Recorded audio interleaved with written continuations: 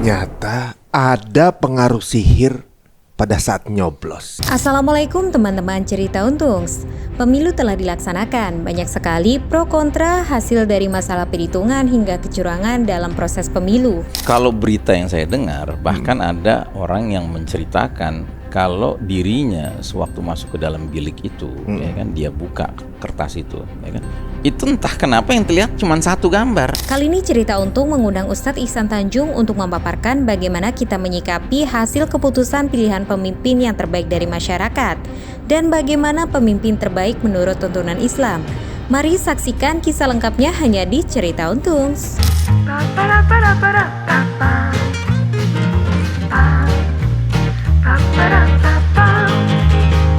Assalamualaikum warahmatullahi wabarakatuh. Teman-teman cerita untung, terima kasih untuk segala masukannya, kritik, saran, dan yang tetap setia di channel ini.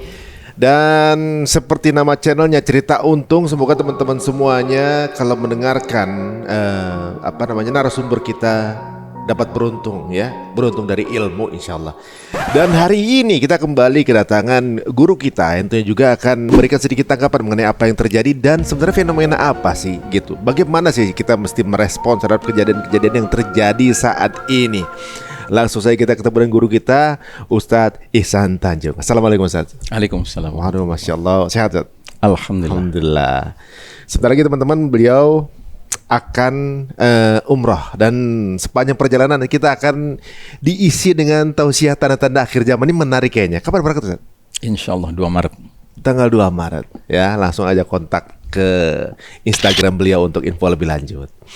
Nah, sekarang menyikapi fenomena sekarang nih Ustaz, yang Valentinean. Kalau ditanya Ustaz bilang nggak Valentinean. Begini Ustaz, banyak yang baper di sekarang ini gitu ya. Sebelumnya bahkan gini, ada ungkapan yang mengatakan orang yang gak bisa dinasehatin adalah orang yang sedang jatuh cinta dan jadi tim sukses. Itu orang yang gak bisa dinasehatin. Kalau orang lagi jatuh cinta, mau dinasehatin kayak gimana gak bisa. Bisa lewat jalan, wah pokoknya udah bagaimana caranya biar tetap jalan aja, udah jatuh cinta gitu kan. Sama tim sukses atau orang yang udah benar-benar lagi mendukung salah satu calon gitu ya. Dukungnya itu udah kayak merasa calonnya tuh nabi aja gitu, udah paling bener aja, yang lain salah gitu kan. Nah, di dalam kontestasi sekarang ini terjadi yang akhirnya sudah dilaksanakan. Yang menang yang lagi posisinya unggul rasanya kayak punya dunia gitu, yang posisinya sedang di bawah rasanya kayak frustasi gitu. Sebenarnya hal seperti ini respons terbaiknya apa sebagai umat muslim ya? Masya Allah. Iya.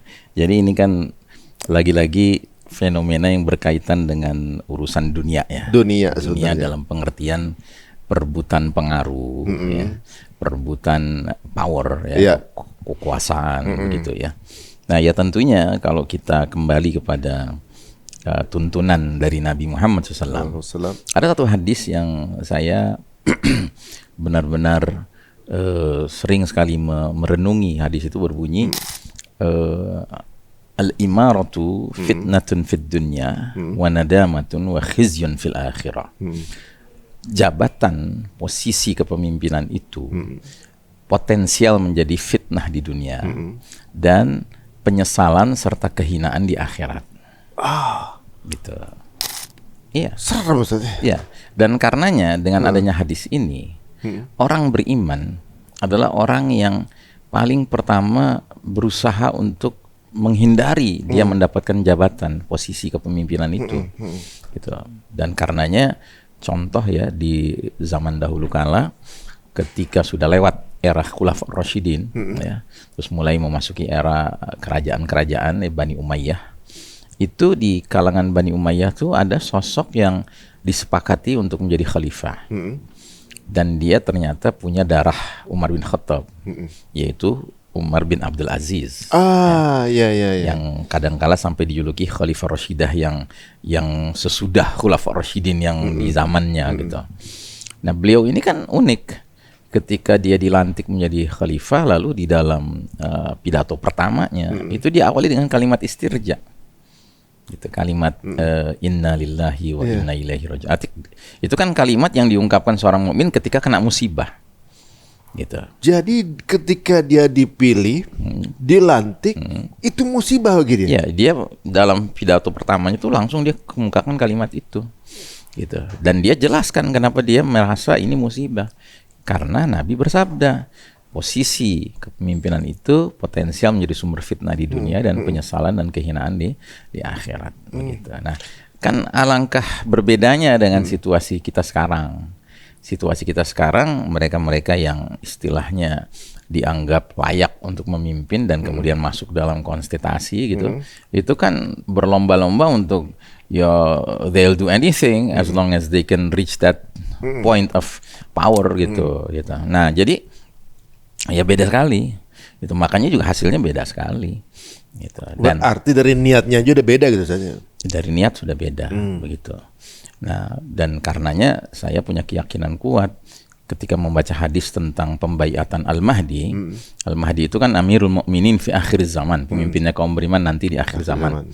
Itu ketika dia mau dibaiat di depan Ka'bah oleh 313 orang yang mereka orang-orang alim dan orang-orang soleh gitu ya.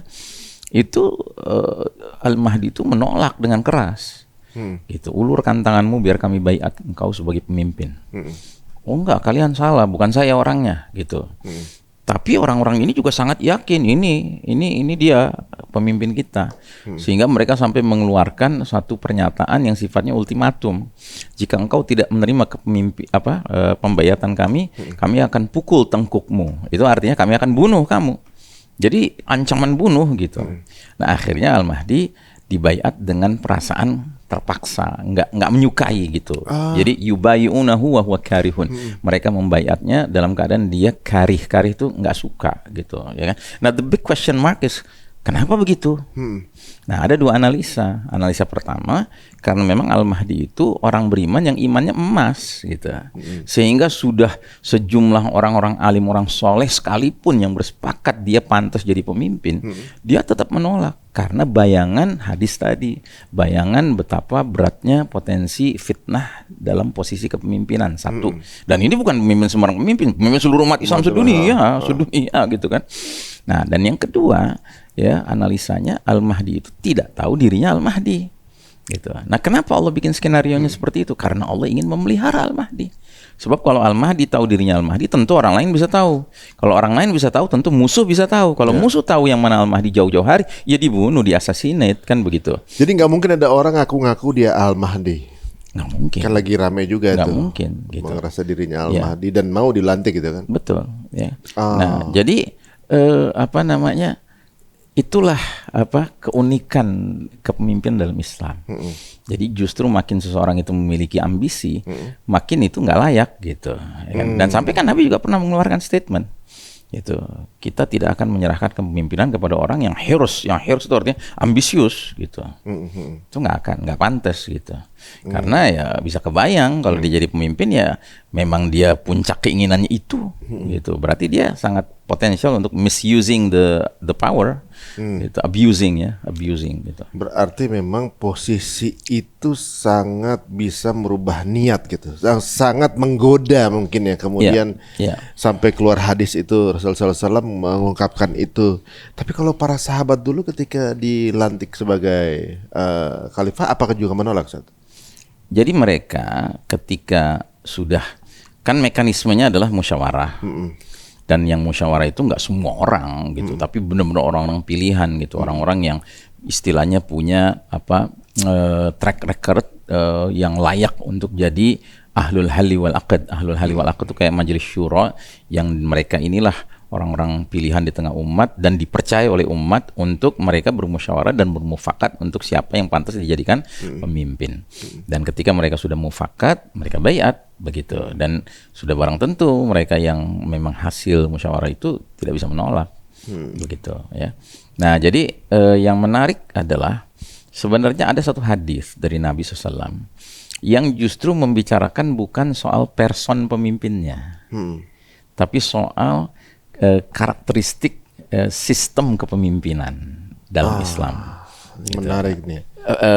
Bang Ari paham ya bedanya antara sosok pemimpin dengan karakteristik sistem kepemimpinan, kan beda kan? Perorangan, ya kalau pemimpinnya. Kalau ini adalah sesuatu yang disepakati sebagai sistem gitu kan? Ya, sistem kepemimpinannya begitu ya kan.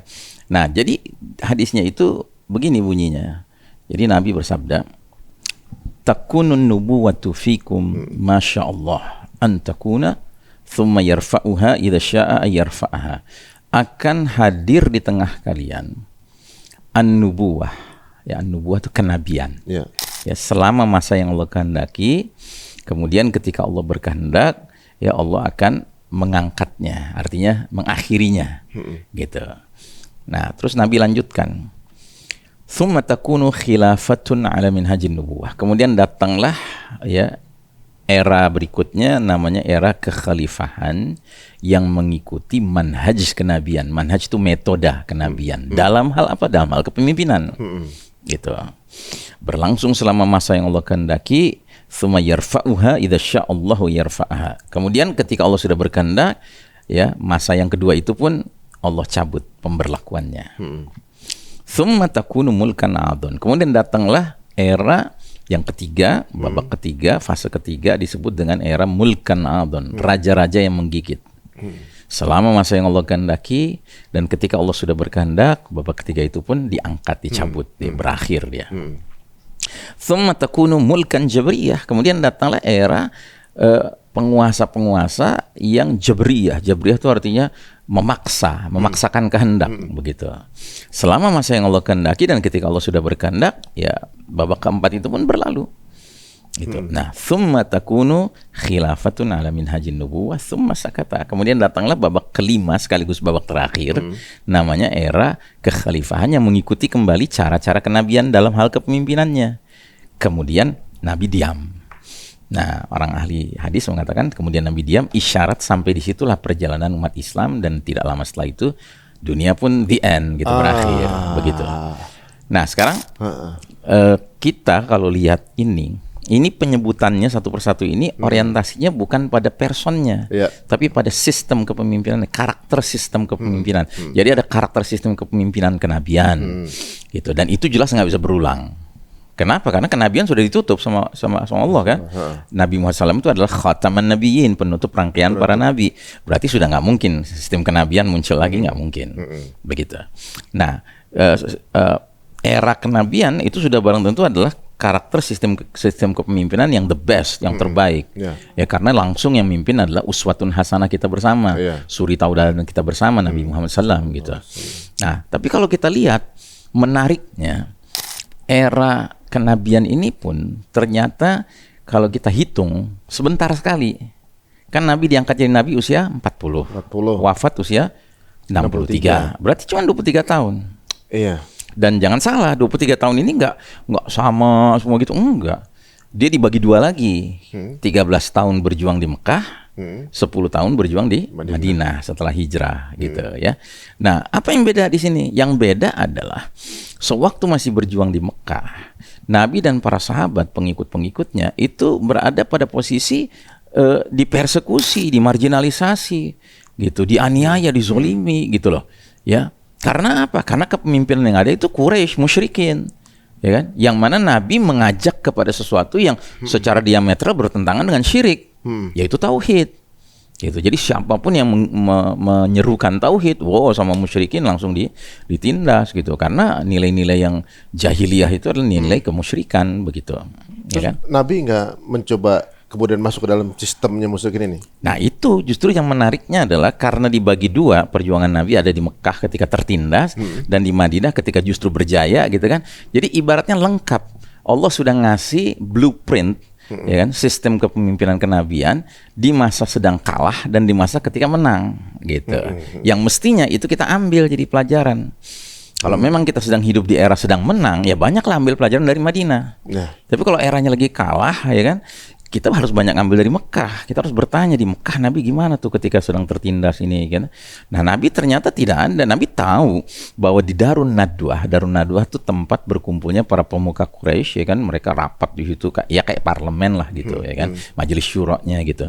Itu mereka banyak merancang hal-hal yang sifatnya bermasalah gitu ya kan, terhadap kaum mukminin gitu kan. Tapi nggak ada tuh Nabi nyuruh sahabat untuk nyelinap situ masuk gitu kan, supaya minimal denger gitu apa ya, atau syukur-syukur bisa mempengaruhi mereka gitu. Nggak ada gitu. Nggak ada konsep memperbaiki dari dalam, itu nggak ada ya. Setidak-tidaknya kalau kita lihat dari kasus ini begitu, sirah nabawiyahnya menunjukkan seperti itu. Kalau sekarang Ustaz, di era ini yang perlu contoh berarti keadaan Mekah nih.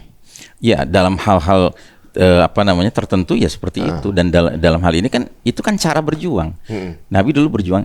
Bahkan sebenarnya ada tulisan menarik dari seorang penulis dari Mesir. Dia itu bertanya, kalau kita lihat Nabi Muhammad SAW itu ketika awal berdakwah di Mekah, yang dia serukan itu apa? Yang dia serukan adalah kalimat tauhid, la ilaha illallah. Dan orang Arab masa itu ngerti betul makna la ilaha illallah itu apa. Intinya adalah mengesahkan Allah dan meniadakan yang lain-lainnya gitu. Suatu hal yang secara diametral bertentangan banget dengan keyakinan mereka. Keyakinan mereka waktu itu di dalam Ka'bah dan di luar Ka'bah, sekitar Ka'bah itu ada setidaknya 360-an aneka berhala. Gitu. Yang ngetop memang ada beberapa, Lata, Manat, Uzza, Hubal ya. Tapi yang lain-lainnya banyak yang kecil-kecil gitu.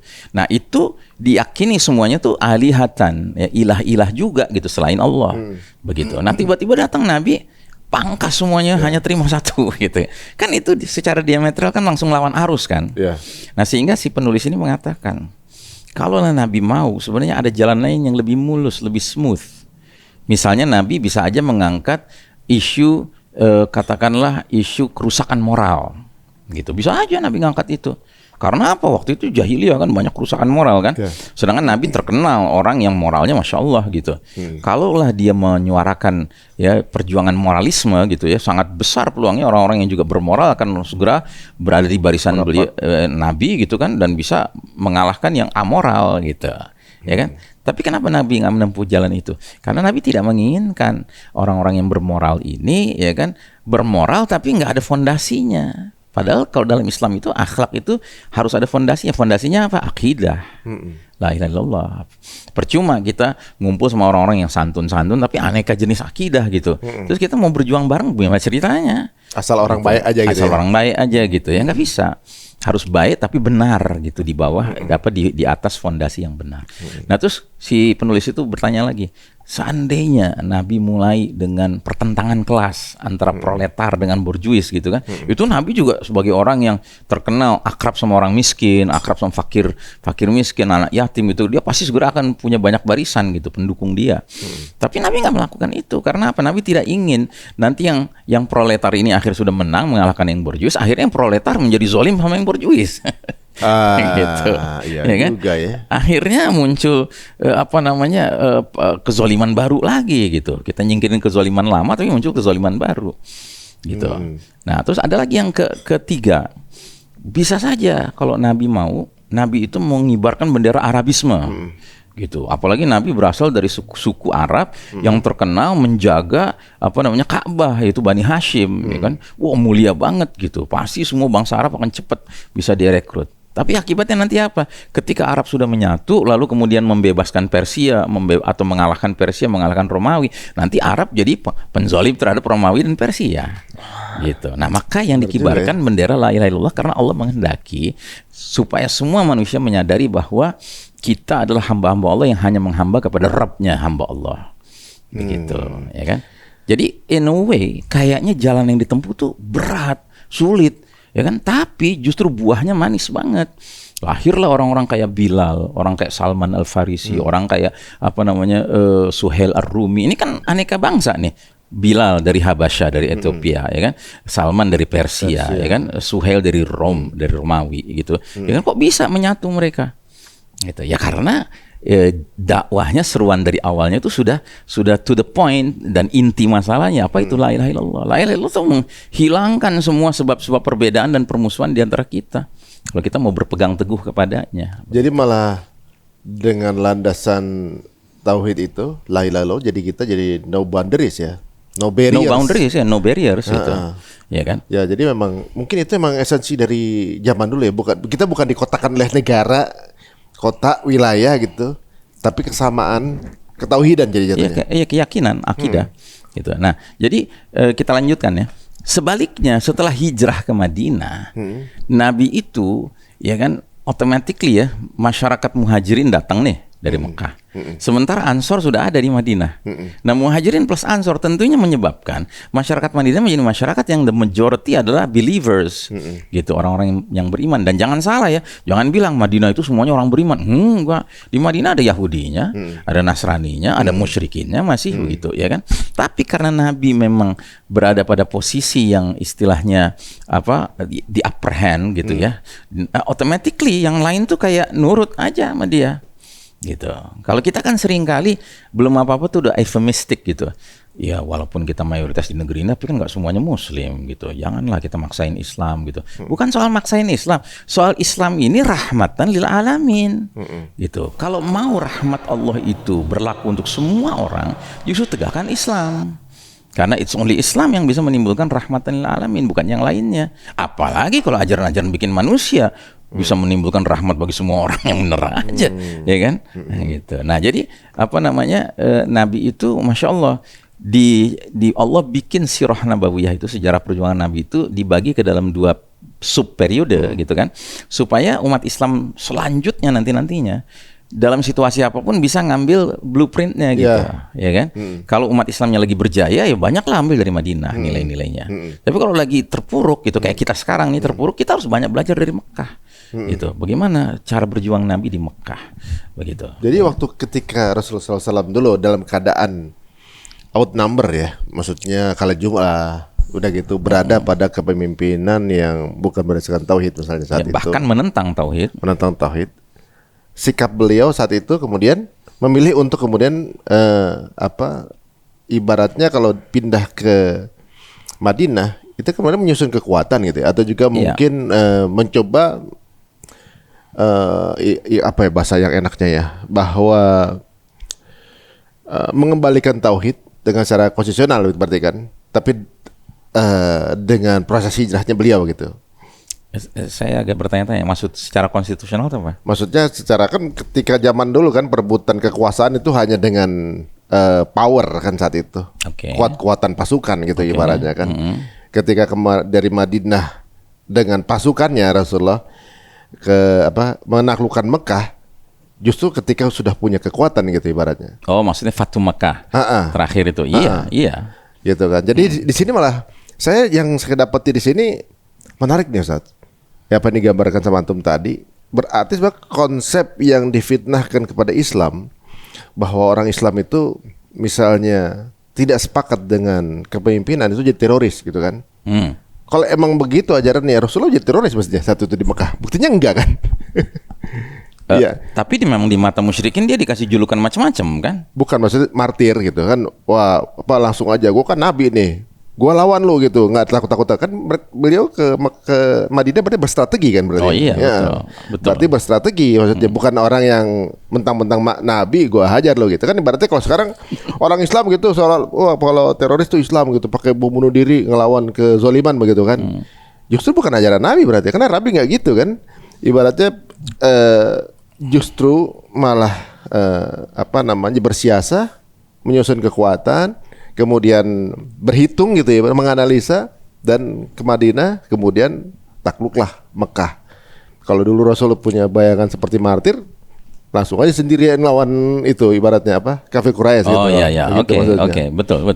Betul. Ya karenanya ada setelah beriman, hijrah, baru kemudian jihad. Bukan konyol-konyolan gitu maksudnya.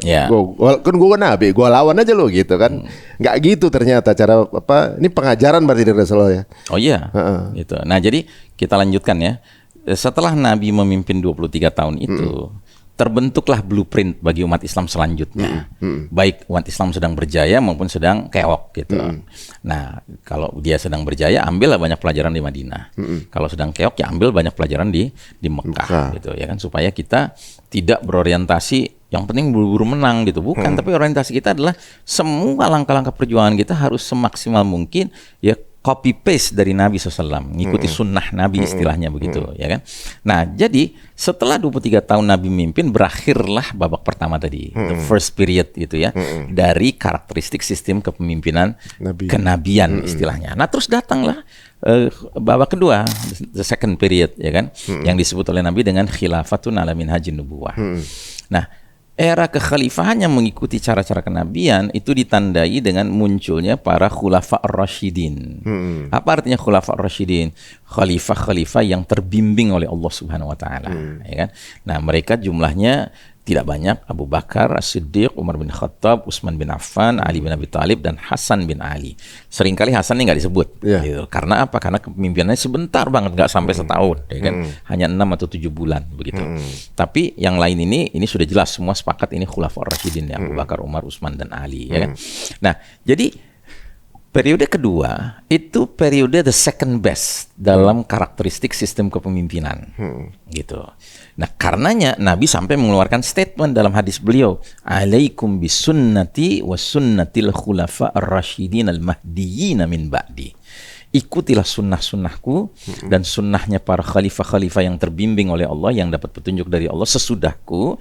Addu alaikum bin nawajidh. Gigitlah sunnah-sunnah kami ini dengan gigi geraham kalian. Begitu. Kenapa Ya. gigit sih pengungkapannya? Ya itu mungkin khas bahasa Arab ya, untuk menggambarkan konsistensi gitu, ya kan. Nah, jadi periode kedua ini dapat legalitas langsung dari Nabi untuk kalau umat selanjutnya sesudah periode kedua ini mau ngambil idealita gitu, idealita kepemimpinan, ambillah dari era Nabi atau era Khulafaur Rasyidin. Gitu ya. Ini dua era ini, dua periode ini adalah periode yang dapat legalitas sebagai keteladanan oleh Nabi. Gitu. Nah, era yang kedua ini banyak kebaikannya karena apa? Karena umat menyaksikan bahwa para sahabat-sahabat ini kan bukan sembarang sahabat kan. Ini bahkan sahabat-sahabat yang semuanya mubasysyirina bil jannah, sudah dikabarkan berita gembira akan jadi penghuni surga. Iya, semuanya termasuk Hasan bin Ali begitu. Nah, jadi umat waktu itu Masya Allah dalam kondisi yang banyak kebaikannya gitu ya. Walaupun di era Khalifah Utsman bin Affan itu terjadi pembunuhan terhadap khalifah yang sifatnya sangat menyakitkan sekali, ya kan. Nah, karena apa? Karena di era Khalifah Utsman itu muncul seorang sosok Yahudi Yaman yang nyusup ke dalam barisan umat Islam, mengaku muslim, namanya Abdullah bin Saba, ya. Nah, Abdullah bin Saba ini menyebarkan hoaks tentang Nabi Muhammad SAW itu, ya, sebelum wafat memberikan wasiat kepada Ali bin Abi Thalib bahwa kalau aku wafat engkau penggantiku, begitu. Padahal nggak ada, wasiat ini nggak ada, gitu. Nah, efek dari umat percaya, sebagian umat percaya dan hoaxnya si ini, akhirnya tahap berikutnya dia sebarkan hoax berikutnya bahwa berarti Abu Bakar itu merampas haknya Ali. Jadi khalifah pertama, mestinya Ali menggantinya, gitu. Karenanya Abu Bakar layak kita kafirkan, nah, gitu. Oh, ini jadi awalnya kemudian ada Rafidhah. Saya nyebutnya Rafidhah. Ya kan? Kalau Syiah, sekedar Syiah, ada Syiah yang masih lumayan, itu Syiah Zaidiyah. Tapi kalau Syiah Rafidhah itu jelas dari kata rafad, itu artinya menolak gitu. Jadi sahabat-sahabat mulia ditolak, dikafirkan bahkan. Awalnya itu. Jadi biang keroknya si Abdullah bin Saba ini. Iya. Waduh, namanya si Abdullah ya. Nah, jadi kemudian lebih lanjut lagi, setelah Abu Bakar wafat pun masih Umar, bukan Ali, ya, berarti Umar juga kafir gitu, ya kan. Nah, terus setelah Umar udah wafat pula, ya kan, sekarang Utsman gitu. Apalagi Utsman ini nepotis nih, dia banyak ngangkat kerabat-kerabatnya sebagai gubernur sini, gubernur sana gitu kan. Wow, disebarluaskan inilah. Dan udah kita kepung aja rumahnya, nah, gitu kan. Ujung-ujungnya bahkan pembantaian terhadap Khalifah Utsman, ya kan. Oh, dibunuhnya di situ. Iya, dibunuhnya kan, mereka dikepung sekian hari, ya kan, oleh mereka-mereka yang kena pengaruhnya si Abdullah bin Saba ini. Terus kemudian mereka memutuskan nyerang, membunuh, gitu, ya kan? Syahid insyaallah. Nah, jadi sesudah itu Ali bin Abi Thalib kena getahnya adalah terjadi keributan di tengah umat ini, gitu. Tapi Ali bin Abi Thalib Masya Allah kepemimpinannya juga kepemimpinan yang istilahnya luar biasa, karena beliaulah orang pertama yang ibaratnya meletakkan fondasi-fondasi pemahaman dan perilaku menghadapi konflik internal di tubuh umat Islam, gitu. Saya penasaran sama sikap Sayyidina Ali gimana Ustaz ketika penolakan kepada Umar, kepada Abu Bakar, kan beliau masih hidup saat itu, ngelihat bagaimana umat memihak dia, tapi menolak sahabat-sahabatnya. Beliau berada pada posisi mana? Apa ikut ikut terfitnah juga atau bagaimana? Jadi Ali bin Abi Thalib itu sebenarnya dengan tingkahnya sudah menunjukkan betapa dia itu menolak hoax itu. Apa maksudnya langkah amal dia? Amal dia adalah Abu Bakar disepakati sebagai khalifah pengganti Nabi SAW. Ali bin Abi Thalib membaiatnya. Yang baiat Ali? Ya, bukan, maksudnya Ali bin Abi Thalib membaiat Abu Bakar kan. Ya artinya itu kan sebuah sikap yang membuktikan bahwa nggak ada ceritanya harus ke aku gitu jadi khalifah penggantinya Nabi SAW. Jadi itu hoax itu. Sama juga setelah Abu Bakar Siddiq wafat, ya kan, umat alul hali wal akad musyawarah mufakat terus baiat Umar, ya kan. Ali juga membaiat Umar. Itu sebenarnya sudah bantahan terkuat terhadap fitnah tersebut gitu. Nah, ketika akhirnya beliau diangkat, ketika para Rafidhah ini sesuai dengan target beliau untuk mengangkat Ali, Sayyidina Ali kemudian diangkat. Selesai mestinya dong. Mestinya, tapi kan memang dia intinya bukan sekedar masalah pro Ali atau nggak pro Ali, tapi urusannya adalah menyebarkan fitnah terus di tubuh umat. Namanya Yahudi. Ya, tugasnya begitu. Gitu. Jadi Rafidhah itu ada saham Yahudi juga di sana tuh. Oh iya, gitu. Oh, dari zaman dulu emang udah biangkerok gitu berarti. Makanya dijulukinya Al-Maghdubi alaihim kan. Oh iya, benar-benar. Iya, kan? Waduh, benar-benar. Kaum yang dimurkai Allah. Gitu. Padahal dulunya yang dimuliakan. Kemudian kan mungkin itu juga alasannya tadi baca pertimbangan Nabi mengenai nanti kalau ini jadi begini. Ketika dia dimuliakan dia jadi ini juga kan, kalau dia berkuasa entar zalim, Nah, begitu juga di sini orang nih waktu dikasih kemuliaan sekarang jadi begitu. Ya. Waduh. Oke, kita lanjutkan ya. Nah, jadi era kekhalifahan yang mengikuti metode kenabian ini tidak berlangsung lama. Dia hanya berlangsung 30 tahun. Dan itu sesuai sabda Nabi juga. Nabi pernah bersabda, setelah aku nanti akan muncul al-khulafa thalathuna aman, para khalifah 30 tahun. Wa ba'da dzalika al-muluk, sesudah itu raja-raja. Gitu. Nah, periode ketiga disebut oleh Nabi dengan periode mulkan adon. Jadi sistem kepemimpinannya itu dijuluki oleh Nabi dengan raja-raja yang menggigit. Nah, kalau kita belajar sejarah, ya kan, kita lihat bahwa di era raja-raja menggigit yang berarti sesudah Hasan bin Ali jadi Khalifah Rashidah terakhir, ya, itu kan yang paling pertama Muawiyah, gitu, dan seterusnya. Nah, ternyata era raja-raja menggigit itu adalah era di mana umat Islam pemimpin tertingginya tetap julukannya Khalifah. Kalau pemimpin tertinggi julukannya khalifah, sosoknya khalifah, berarti sistemnya namanya khilafah, gitu kan. Cuma yang jadi pertanyaan, kenapa Nabi nggak terusin aja nyebut bahwa itu era khilafah ala minhajin nubuwah? Karena ternyata tidak sepenuhnya ala minhajin nubuwah, nggak ngikutin metode kenabian sepenuhnya. Tapi dia mengandung dua sifat, ya, mulkan adon tadi. Pertama, dia sifatnya kerajaan yang berarti sistem suksesinya bukan tadi musyawarah mufakat dan baiat, tetapi turun temurun, waris mewarisi, monarki sistem kerajaan, gitu, ya kan. Sesuatu hal yang nggak pernah dikenal di zaman Khulafaur Rasyidin, nggak dikenal gitu. Abu Bakar bukan ayahnya Umar bukan ayahnya Utsman, Utsman bukan ayahnya Ali memang ayahnya Hasan, tapi Hasan dipilih bukan karena anaknya Ali, tidak. Orang Ali kan terbunuh. Setelah terbunuh Ali, kemudian para ahlul hali wal akad yang masih ada itu bermusyawarah dan sepakat orang paling baik setelah Ali bin Abi Thalib yang pantas jadi pemimpin kita adalah Hasan bin Ali. Bukan karena dia anaknya Ali, tapi karena memang memenuhi kriterianya gitu untuk jadi pemimpin yang terbaik gitu yang ada gitu. Ali ini Hasan dibunuh siapa? Rafidhah juga. Hasan itu, Allahumma sholli ala Muhammad, Hasan itu terbunuh dalam perjalanan justru mau pergi ke Syam untuk berdamai dengan Muawiyah gitu. Tapi ada yang membunuhnya. Saya mesti buka lembaran sejarah lagi, ya kan.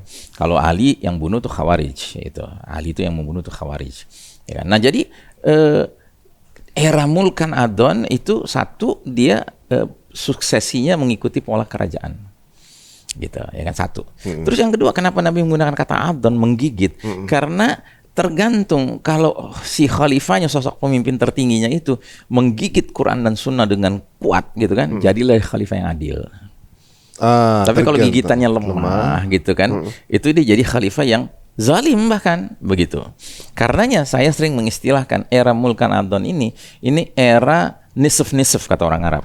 Setengah-setengah gitu. Setengah, ya. Kadang-kadang ada khalifah yang adil, terasa Masya Allah gitu kan. Tapi kadang-kadang ada khalifah yang zalim begitu.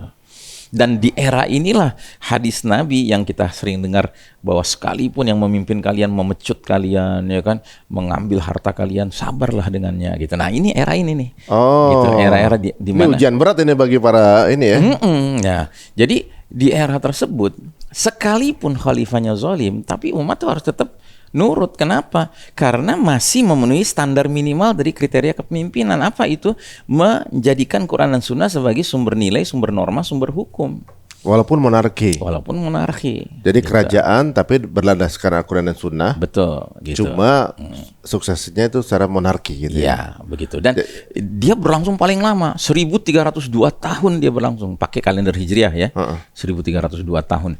Dan dia ditandai dengan aneka kerajaan Islam jatuh bangun. Ada yang terkenal 3, Bani Umayyah, kerajaan Bani Umayyah, Daulat Bani Umayyah, Daulat Bani Abbasiyah, dan Kesultanan Utsmani Turki. Gitu. 1302 tahun. Jadi selama itu umat manusia itu di bawah naungan kepemimpinan umat Islam gitu, Masya Allah. Dan jangan salah, di dalam sistem khilafah itu ada orang-orang non muslim, ada gitu. Mereka diakui sebagai warga negara dengan syarat mereka bayar jizyah gitu. Jizyah itu apa? Jizyah itu kewajiban pajak kafir zimmi istilahnya. Kafir zimmi itu orang non muslim yang zimmi. Yang zimmi itu artinya yang nurut, yang patuh kepada sistem Islam gitu. Dan itu kewajibannya hanya sekali setahun, kayak orang bayar zakat kalau muslim ya, gitu, zakat. ya kan? Kita malah sekarang setiap bulan juga ditarik. Tapi jangan salah, ya. Orang kafir itu kewajiban bayar jizyah itu ada imbalannya dari pemerintahan Islam. Ada imbalannya. Imbalannya 3 at least. 1, jaminan bahwa nyawa dia itu nggak boleh diutak-atik, nggak boleh sembarangan di ini, apalagi dibunuh sama orang muslim, nggak boleh. Kenapa? Karena dia sudah menyatakan dirinya sebagai warga sistem Islam, ya kan, sekalipun dia tidak mau masuk Islam, tapi dia memenuhi kewajibannya, yaitu bayar jizyah secara obedient gitu, secara patuh. Terus yang kedua, jaminannya adalah jaminan terhadap hartanya. Hartanya dia peroleh mengikuti aturan main yang berlaku dalam sistem Islam. Berarti itu harta dia, nggak boleh diutak-atik, apalagi dirampas, nggak boleh. Dan yang ketiga, jaminan kebebasan dia untuk berkeyakinan dan beribadah sesuai dengan selain agama Islam. Boleh, tapi syaratnya dia hanya boleh ibadah kalau nggak di tempat ibadah yang disediakan pemerintahan Islam, misalnya gereja atau apa gitu ya. Kalau nggak di dalam rumahnya. Gitu. Tidak boleh dia di publik gitu memperlihatkan ibadah gitu. Tapi uniknya bahwa selama pemerintahan tersebut ya untuk non muslim ya, saya kalau nggak salah tuh misalnya Yahudi atau Nasrani yang berada dalam di bawah pemerintahan Kesultanan Islam juga, sebenarnya mereka juga bisa hidup rukun ya. Maksudnya baru 100 tahun belakangan ini aja di tanah Syam itu kan Israel kayak gimana. Kalau dulu Yahudi tinggal bareng sama Muslim, betul. Mereka seperti bersaudara ribuan tahun mereka tuh. Gitu ya, di bawah Utsmani seperti itu, di bawah Umar seperti itu gitu ya. Betul. Tapi berarti sebenarnya memang benar berarti ungkapan Ustaz ya, berarti rahmatan lil alamin gitu. Iya. Nah, seringkali yang justru jadi penghalang tegaknya Islam ya kita sendiri umat Islam. Karena apa? Karena kita tuh dengan dalih ada orang-orang di luar Islam. Kalau kita ingin Islam aja gitu yang diberlakukan, waduh kita kayak nggak fair gitu. Bukan soal nggak fair, justru Allah yang bilang bahwa Islam ini rahmatan lil alamin. Tegakkan Islam seluruhnya, akan dirasakan rahmat itu bagi seluruh orang. Gitu, baik muslim maupun tidak gitu. Ya sekarang bayangkan orang di Kanada bukan muslim, dia Kristen, dia terang-terangan bikin video, dia bilang I cannot wait for the day the Muslims rule the world, ya kan, saya nggak sabar menunggu umat Islam mimpin dunia. Terus dia jelaskan, saya bukan seorang muslim, saya orang Kristen, tapi saya yakin Islam itu adil, dia bilang gitu. Islam itu melarang riba. Sehingga kalau Islam yang memimpin, dia bilang gitu ya, itu sistem perbankan akan bubar semua, dan itu biang kerok masalah ekonomi kita, dia bilang. Dia paham itu. Dia paham itu. Bahkan dia sampai bilang, dan saya lebih rela membayar jizyah daripada bayar tax yang hari ini saya diporotin, gitu, ibaratnya gitu. Karena dia yakin bahwa jizyah itu adil, gitu. Masya Allah kan. Jadi artinya inilah yang harusnya kita educate kepada diri kita sebagai muslim, untuk tidak malu-malu menyatakan bahwa we want Islam as the solution in all aspects of life gitu, ya kan, tanpa kecuali, nggak ada kecualinya, nggak kecuali politik gitu, nggak. Pokoknya semua bidang itu ada aturannya dari Allah. Kan aneh dong, Allah yang nyiptain jagat raya ini, masa ia nggak bisa menciptakan sebuah ajaran yang bisa kalau ditegakkan itu akan membawa kebaikan pada semua orang? Nggak mungkin dong. Iya, kesannya Gitu. kalau di adjust lagi kesannya urusan aturan dari Allah itu nggak sempurna gitu kesannya. Seolah-olah begitu kan, Seolah-olah nauzubillah gitu. gitu. Ya. Ini uniknya begini, berarti sebenarnya konsep konsep atau juga pemahaman bahwa Islam ini keras gitu atau Islamofobia itu baru terjadi 100 tahun belakangan. Iya, nah karena kita belum masuk nih ke ke jadi di periode. zaman itu sebenarnya ideal itu. Iya, Masya Allah, Di gitu. Iya. sistem pemerintahan semua bisa tinggal bersama gitu, bisa hidup bersama. Malah saya dengar kalau nggak salah Ustaz, itu era waktu tadi Mulkan Adon itu era sebenarnya sains Islam lagi naik-naiknya, lagi berkembang. The Golden Iya. Age katanya. Iya. Oh, di Betul. situ ya. Iya. Gitu. Nah, terus kata Nabi kan kemudian akan datang periode keempat. Nah, periode keempat itu dijuluki oleh Nabi dengan era Mulkan Jabriyah. Penguasa-penguasa yang Jabriyah. Jabriyah itu artinya memaksakan kehendak. Gitu. Mengabaikan. Emang udah dibilang dari zaman dulu akan ada era ini. Ada ya. Oh. Nah, jadi kalau kita bikin kayak semacam grafik gitu ya, seolah-olah grafik perjalanan umat Islam ini itu ada naik turun gitu, dan naik turunnya itu ada titik batas kapan berjaya di atas garis itu dan kapan runtuh di bawah garis itu. Nah, kalau kita lihat keseluruhan perjalanan sejarah umat Islam ini, di fase pertama kenabian itu kita di bawah garis merah juga. Waktu di mana? Di Mekah. Waktu di Mekah kita di bawah garis merah. Kita underdog gitu, ya kan? Tetapi Nabi tidak underdog mentalnya. Ya, sadar sedang kalah, tapi tidak berarti bermentalitas kalah gitu. Ya, dengan apa? Dengan sikap tetap persisten gitu, konsisten gitu dalam mendakwakan tauhid, sekalipun itu berbenturan dengan musyrikin, ya kan? Sekalipun harus menghadapi persekusi, marginalisasi dan lain sebagainya. Dan nggak ada cerita upaya-upaya kompromi, nggak ada. Gitu. Justru karena Nabi itu begitu konsistennya, justru orang-orang musyrik yang nawarin kompromi. Gitu kan, datang kan pimpinan Quraisy bilang, ya Muhammad nih kita ribut mulu nih gitu. Ya gimana kalau seandainya kita bikin kesepakatan deh supaya terjadi perdamaian di antara kita. Gimana kalau setahun kami ikut cara kalian menyembah Tuhan kalian, tapi setahun berikutnya gantian kalian ngikut menyembah berhala-berhala kami, gitu, ya kan? Nabi mendengar itu diam, bingung juga mungkin jawabnya gitu kan. Akhirnya Allah turunin ayat yang surat yang begitu jelas, clear. Qul ya ayyuhal kafirun, katakan wahai Muhammad kepada orang-orang kafir itu, hai orang-orang kafir, la a'budu ma ta'budun. Ya, aku tidak akan menyembah apa yang kalian sembah. Ya, dan kalian tidak akan menyembah apa yang aku sembah. Aku tidak akan sembah apa yang kalian sembah. Kalian tidak akan sembah apa yang aku sembah. Lakum dinukum waliyadin. Bagi kalian din kalian, bagi kami din kami. Itu padahal lagi underdog gitu loh. Nah, kita sekarang begitu underdog, kita tawar-tawar gitu, oke deh kita pakai ini deh, kita pakai itu deh, gitu ya kan? Dengan alasan apa? Siapa tahu ini bisa memenangkan kepentingan umat Islam. Oh, come on. Nggak mungkin kita bisa memenangkan kepentingan umat Islam untuk mencari ridho Allah dengan cara kita mengikuti jalan yang mencari ridho orang kafir. Gitu. Jadi mau nyari ridho siapa sebenarnya? Seolah-olah bernegosiasi sama. Gitu. Nah, yang saya penasaran begini Ustaz, ketika mereka melakukan dengan standar keislaman sebagai khilafah Islamiyah, kenapa mereka zalim gitu? Ketika kemudian mereka dianggap sudah memenuhi standar minimal gitu misalnya. Begini, istilahnya kan kalau dalam surat An-Nisa 59 itu Allah gambarkan bahwa ada standar untuk seorang bisa dikatakan ulil amri minkum, para pemimpin di antara kalian. Dan itu ada di surat An-Nisa 59. Di surah An-Nisa 59 itu Allah berfirman, hai orang-orang beriman, taatilah Allah dan taatilah Rasul dan para pemimpin di antara kalian. Dan jika kalian berbeda pendapat tentang satu perkara, kembalikanlah perkara itu kepada Allah, Al-Quran dan Rasul As-Sunnah. Jika kalian benar-benar beriman pada Allah dan hari akhir. Jadi dalam satu ayat ini itu terlihat bahwa mentaati Allah, mentaati Rasul itu mutlak. Sampai digunakan kata atiullah, atiur rasul, taatilah Allah, taati rasul. Tapi begitu menyebutkan mentaati ulil amri minkum, nggak pakai atiu, nggak pakai taatilah gitu. Sehingga artinya apa? Taat Allah, taat Rasul itu mutlak, nggak boleh tawar-tawar, nggak ada cerita negosiasi ya kan. Tapi yang namanya mentaati pemimpin ada syaratnya. Nah, syaratnya apa? 2. 1, dia harus mingkum dari kalangan kalian, kalangan orang beriman. Syarat kedua, dia dalam menyelesaikan semua problem masyarakat yang dia pimpin, baik problem kecil apalagi besar, itu dia hanya menengok sebagai rujukan penyelesaian perkaranya adalah kepada Quran dan Sunnah. Gitu. Dan bahkan Ibnu Katsir menggarisbawahi bagian berikutnya, jika kalian beriman pada Allah dan hari akhir. Artinya apa?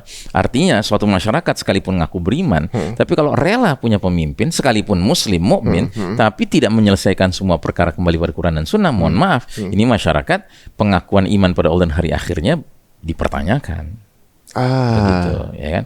Nah, jadi di era Mulkan Abdon itu, era ketiga itu, ya raja-raja menggigit itu, khalifah-khalifah itu memenuhi standar dia sebagai pemimpin, yakni menjadikan Quran dan Sunnah sebagai sumber nilai, norma dan hukum. Cuma sisanya adalah tergantung tingkat gigitan terhadap Quran dan Sunnahnya. Kalau makin kenceng gigitannya, dia makin terlihat sebagai khalifah yang istiqomah gitu. Tapi kalau longgar gigitannya, dia akan terlihat sebagai khalifah yang kadangkala zalim begitu. Jadi mungkin agak di beberapa part dari hadisnya ada yang prasmanan gitu ya. Ada yang diambil, ada yang dijalanin, ada yang kemudian pakai hukumnya dia gitu. Iya. Nah, jadi istilahnya begini. Dia bermaksiat, ya kan? Tapi tidak sampai menyebabkan dirinya itu bisa dikatakan batal imannya. Itu karena apa? Karena standarnya masih dia penuhi, yaitu mengakui dan mengumumkan dan meresmikan Quran dan Sunnah sebagai sumber rujukan penyelesaian masalah. Gitu. Tapi mungkin dalam aplikasinya dia bisa bermasalah. Jadi kayak gradasi saya zaman Nabi, wah lama-lama kesini makin lama makin kabur. Betul. Kemudian udah Nah, Sultan. Kalau di zaman Mulkan Jabriyah sekarang ini, jangankan aplikasi, ya kan, menyatakan terang-terangan saja bahwa penyelesaian masalah adalah Quran dan Sunnah sudah tidak. Gitu. That's the big problem gitu, yang tidak disadari. Berarti akan ada sesuatu yang besar yang membuat tiba-tiba naik lagi nih. Jelas. Waduh. Jelas. Nah, kalau boleh tahu Ustaz, zaman sekarang ada nggak yang masih ngejalanin? Nah, itu yang kita sinyalir terjadi di Afghanistan. Di Afghanistan itu mereka bermula dari mencontohkan bagaimana jihad di era modern itu pertama kali terjadi, yaitu ketika mengusir Soviet dulu kan, gitu. Dan bahkan pengusiran Soviet itu bukan hanya dilakukan oleh mujahidin Afghanistan sendiri, tapi dari Arab berdatangan, dari Indonesia, Malaysia, dari Filipina juga berdatangan, gitu kan, sehingga terjadilah internasionalisasi jihad di era modern untuk pertama kalinya tuh. Nah, tapi setelah pengusiran Soviet, berdiri negara Taliban yang pertama itu banyak masalah. Masih banyak masalah. Nah, kemudian datang lagi invasi berikutnya dari barat, yaitu Amerika Serikat dan NATO. Bahkan lebih lama. Kalau dulu Soviet 11 tahun, ini 22 tahun gitu kan. Nah, cuma setelah belajar dari pengusiran Soviet, belajar dan dengan izin Allah mengusir juga Amerika dan NATO, ya kan, itu Imarah Islamiyah Afghanistan sekarang ini itu kelihatan lebih matang gitu mereka, gitu. Dan benar-benar mereka nggak ada cerita tawar menawar gitu. Pokoknya kami menerapkan Islam di negeri kami, kan begitu, Quran Sunnah gitu. Dan bahkan kemarin ketika rame Tufanul Aqsa itu, ya kan, terus Saudi kan punya inisiatif mengundang, ya kan, OKI, ya kan, organisasi kerjasama Islam, ya kan, diundang. Nah, satu-satunya yang nggak mau memenuhi undangan itu Afghanistan. Dia ngirim balasan surat kan, dia bilang, buat kami bukan perundingan yang penting tunjukkan kepada kami di mana ngumpulnya mujahidin kami. Datang mereka. Gitu. Ya enggak, artinya kan enggak ada. Maksudnya kalau dikumpulin di mana dia akan datang. Dia akan datang ke situ. Karena dia tahu solusinya jelas. Kita mestinya rame-rame membantu dengan cara ya berikan kekuatan militer yang kita masing-masing miliki, kan mestinya gitu. Ya gitu. Saklek dia mereka ya. Ya saklek. Dia nggak mau ikutan sistem ya. Enggak. Nah, jadi melebar lagi nih, saya jadi penasaran lagi nih. Afghanistan itu kemudian oleh dunia barat itu di-framing sebagai teroris ya. Gitu kan. Dan di sini sangat menarik penasaran saya itu. Kenapa Soviet? Kenapa Barat kepengen banget nguasain area itu? Apa karena di dalamnya itu ada minyaknya atau bagaimana? Ya, pada prinsipnya di semua negeri-negeri yang penduduknya mayoritas Muslim, memang Allah berikan kelebihan sumber daya alam, gitu.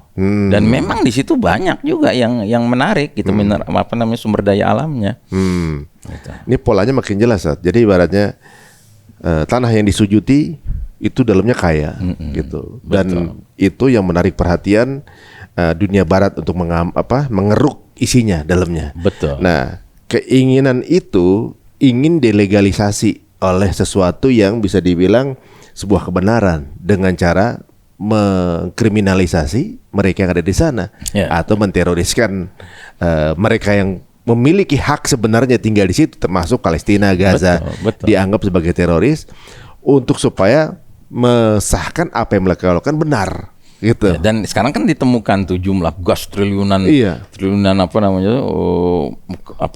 jumlahnya banyak sekali gitu di wilayah di tepi pantainya Gaza itu kan. Makin-makin itu kan. Makin-makin. Dan kemudian itulah yang membuat terjadinya penjajahan Barat terhadap negara-negara Islam. Kalau sekarang kita lihat nih, negara Islam itu kebanyakan diokupai sama negara Barat. Gitu. Kemudian orang bilang, kenapa orang-orang Islam pada sukanya ke negara-negara non-Muslim? Makanya pada cabut dong dari negara Islam, gitu kan ibaratnya. Gara-gara kalian menjajah, gara-gara Barat menjajah negara Islam, orang-orang Islam banyak kayak ke negara Barat untuk mengungsinya. Dan disitulah mulainya penyebaran agama. Iya, gitu. Secara nggak langsung. Pokoknya mereka salah terus deh. Gitu. Kita mah bener terus gitu. Iya, benar-benar. Sejak gara-gara itulah perkembangan Islam menjadi the fastest growing religion in the world. Betul, keren banget. Oke, kita lanjut ya. Nah, jadi era Mulkan Jabriyah ini adalah era di mana Allah di ujung era Mulkan Adhan tadi yang sudah 1342 tahun Hijriah berlangsung kepemimpinan Islam dan umat Islam ya.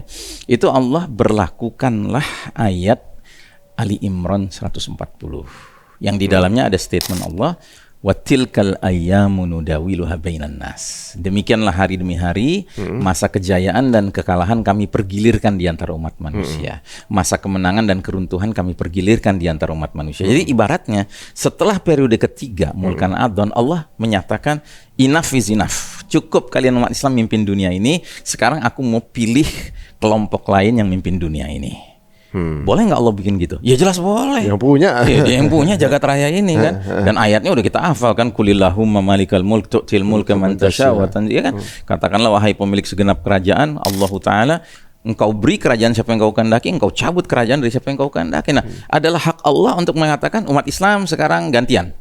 Aku mau pilih the Western civilization yang mimpin dunia ini sejak 1342 Hijriah, 1924 Masehi. Itu keruntuhan Kesultanan Utsmani Turki, ya kan?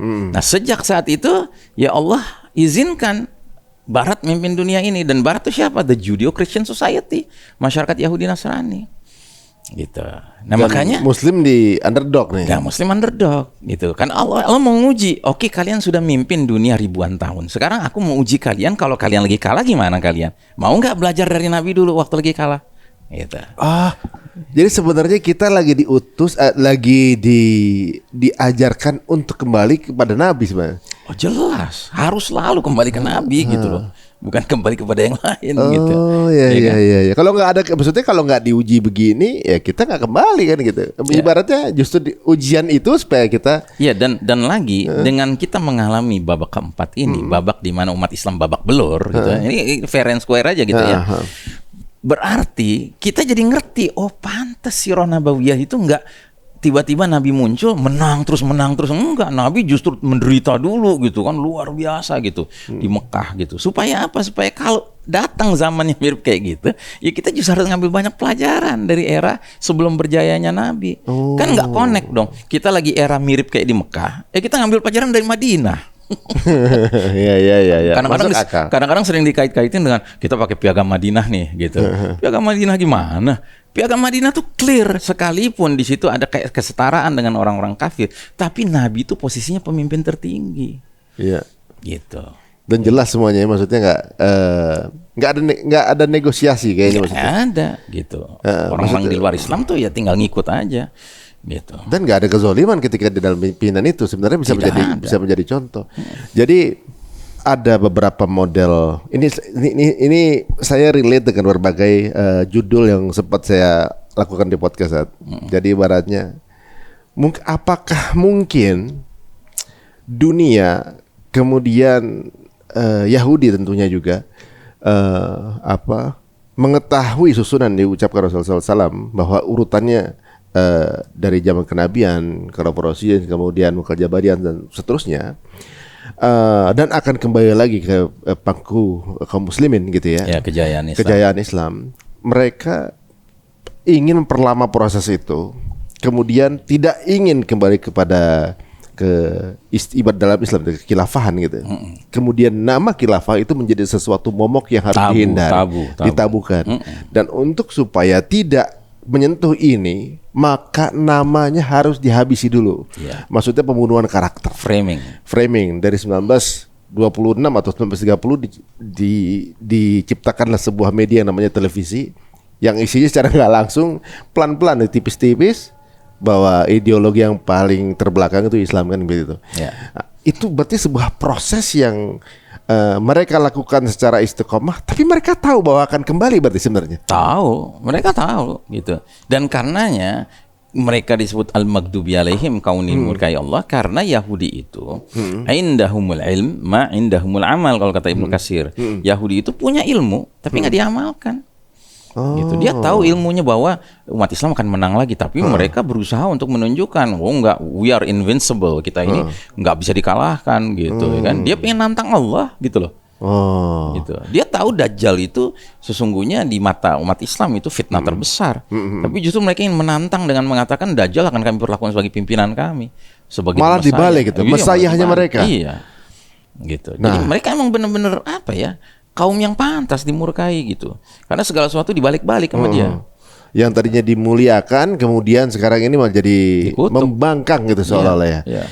Dan dari uraian Ustadz juga mungkin ya, ini kalau nggak salah ya, ada beberapa sampel sampel buruk dari pemerintahan Islam itu berarti di era Mulkan Adon, bukan khilafah min hajin nubuwah. Tapi dianggap mereka itu khilafah yang karena justru yang jadi kalau mereka belajar Islamic history gitu kan, yang diangkat tuh era-era khalifah-khalifah yang zalim gitu loh. Sehingga terkesan bahwa kekhalifahan itu zalim. Ada modeling itu gitu. Kita harus akui memang ada khalifah yang zalim, tapi kita tidak menerima dong bahwa khalifah yang zalim itu memenuhi seluruh perjalanan sejarah umat Islam. Tidak juga. Gitu. Ada khalifah-khalifah yang adil sekalipun di era Mulkan Adon. Jadi mereka maksudnya cuma mengambil syarat paling minimnya aja sebagai khalifah sebenarnya. Lebih ke kesultanan Islam sebenarnya saat itu ya. Siapa? Apa tetap dibilang khalifah juga tuh mereka yang zolim-zolim itu? Khalifah gitu, memang pemimpin tertinggi umat Islam. Cuma dia punya personal deviation lah istilahnya gitu ya kan, penyimpangan secara personal yang menyebabkan dia menjadi khalifah yang zalim secara yang dihayati oleh masyarakat. Cuma kan masyarakat paham ini pemimpin nggak boleh dilawan. Jadi gitu. tetap karena pemimpin itu masih memenuhi the minimum standard, yaitu memberlakukan Quran dan Sunnah sebagai the source of norms, ya kan, values and law gitu, dan hukum. Nah ini menarik juga teman-teman. Jadi sebenarnya sejak Nabi memerintah gitu ya sampai sekarang, ibaratnya dari semenjak beliau memerintah, kemudian diberikan urutan yang seperti Ustadz bilang tadi gitu ya. Sebenarnya rentang waktunya tuh sesuai dengan apa yang beliau katakan, sesuai ini polanya zaman Nabi, zaman sahabat, zaman itu. Dan sekarang pun ciri-cirinya pas seperti ketika dikatakan akan datang eranya Mulkan Jabariyah. Dan berarti kita kalau pada saat ini kita nggak bisa komplain apa-apa karena memang ya Allah yang punya mau kita ada di sini saja. Komplain tidak bisa, ya kan? Tetapi tidak boleh juga karena kita tahu ini kita era kalah, lalu membiarkan memiliki yang namanya defeated mentality, mentalitas kalah. Sepakat, itu yang nggak boleh. Nah, yang jadi problem sebagian kita kena defeated mentality sampai ke tingkat akhirnya apa? If you can't beat them, you join them. Kalau nggak bisa ngalahin mereka, kita pakai alat mereka untuk kita berjuang menegakkan Islam. Oh come on, are you daydreaming? Iya. Masuk akal. Jadi sebenarnya yang ditugaskan oleh kalau nggak salah, saya bisa salah, maksudnya ibaratnya dari urutan tersebut, tugas kita hanya bersabar berarti ya. Istiqomah, berjuang dan bersabar. Dan terus mengerjakan apa yang jadi kerja pokok Nabi dan para sahabat. Apa itu kerja pokoknya? Dakwah, education gitu kan, atau spreading awareness gitu, ya kan, menyebarluaskan kesadaran, kepahaman begitu, ya kan. Kalau dalam istilah syariatnya katakanlah tasfiyah wa tarbiyah. Tasfiyah tuh mensucikan akidah umat ini, ya kan, mensucikan cara berpikirnya, mensucikan perilakunya, lalu kemudian tarbiyah, kemudian menggembleng gitu, menggembleng supaya jadi kader-kader yang berkualitas gitu. Jadi barusan Ustadz bilang ada sebuah proses namanya tasfiyah wa tarbiyah, tapi masuk akal sebenarnya. Karena ketika nanti era itu datang lagi, berarti era tersebut harus orang-orang berilmu. Ya pilihan Pilihan orang-orang yang sudah berilmu. terbentuk gitu. Berarti mungkin pola ini adalah pola membentuk sampai untuk memantaskan diri datangnya era itu. Iya. Ya sebagaimana dulu Nabi di Mekah itu, para sahabat yang sudah ngucapin 2 kalimat syahadat dimasukin ke dalam Baitul Arqam bin Abil Arqam untuk ditasfiyah dan ditarbiyah. Sehingga mereka jadi karang-karang yang luar biasa, betapapun kerasnya arus air kemusyrikan ya kan, mereka nggak bergerak gitu. Kokoh mereka gitu. Masya Allah. Ada ini nggak sih menurut ini pandangan antum atau juga mungkin dari sumber yang ada bahwa orang-orang yang hidup di zaman Mulkan Jabariyah itu punya bonus khusus ya Ustaz? Kan ada. Kita kan gak bareng Nabi, gak bareng sahabat. Jadi gini, ada hadis Nabi mengatakan gini, wudittu an alqi ikhwani, aku ingin sekali ketemu dengan saudara-saudaraku, ikhwani gitu ya. Sahabat nanya, alasna ikhwanukum, bukankah kami saudara-saudaramu? Kata Nabi, la antum ashabi, kalian sahabat-sahabatku. Terus Nabi jelaskan, saudara-saudaraku adalah mereka yang datang di belakang hari nanti, tidak melihat aku, tidak berjumpa dengan aku, tapi mereka mencintai dan mentaati aku sebagaimana kalian mencintai dan mentaati aku. Gitu. Mereka akan hidup di ayyamus sabr, hari-hari yang menuntut kesabaran. Ya. Dan jika di hari-hari itu mereka mengerjakan satu kebaikan menurut arahanku, menurut sunnahku lah istilahnya gitu kan, maka nilai amal mereka seperti nilai amal 50 orang yang mengerjakan hal itu. Terus sahabat nanya lagi, 50 orang di kalangan mereka apa di kalangan kami? Bahkan di kalangan kalian. Gitu. Jadi bayangkan di era Mulkan Jabriyah ini kalau kita tetap istiqomah, berpegang teguh kepada sunnah Nabi, kepada tauhid yang murni gitu kan, maka amal kebaikan yang kita kerjakan yang sesuai dengan ajaran Islam itu nilainya kayak 50 sahabat yang mengerjakan. Gitu. Waduh. Gitu. Tapi prinsip dasarnya apa? Be consistent gitu, ya kan? Istiqomah. Jangan sedikit pun berpikiran untuk ya nggak apa-apa deh kita pakai cara-cara mereka gitu demi Islam. Kan niatnya yang penting gitu kan. Selalu gitu bahasanya. Niatnya yang penting kan untuk negakin Islam gitu.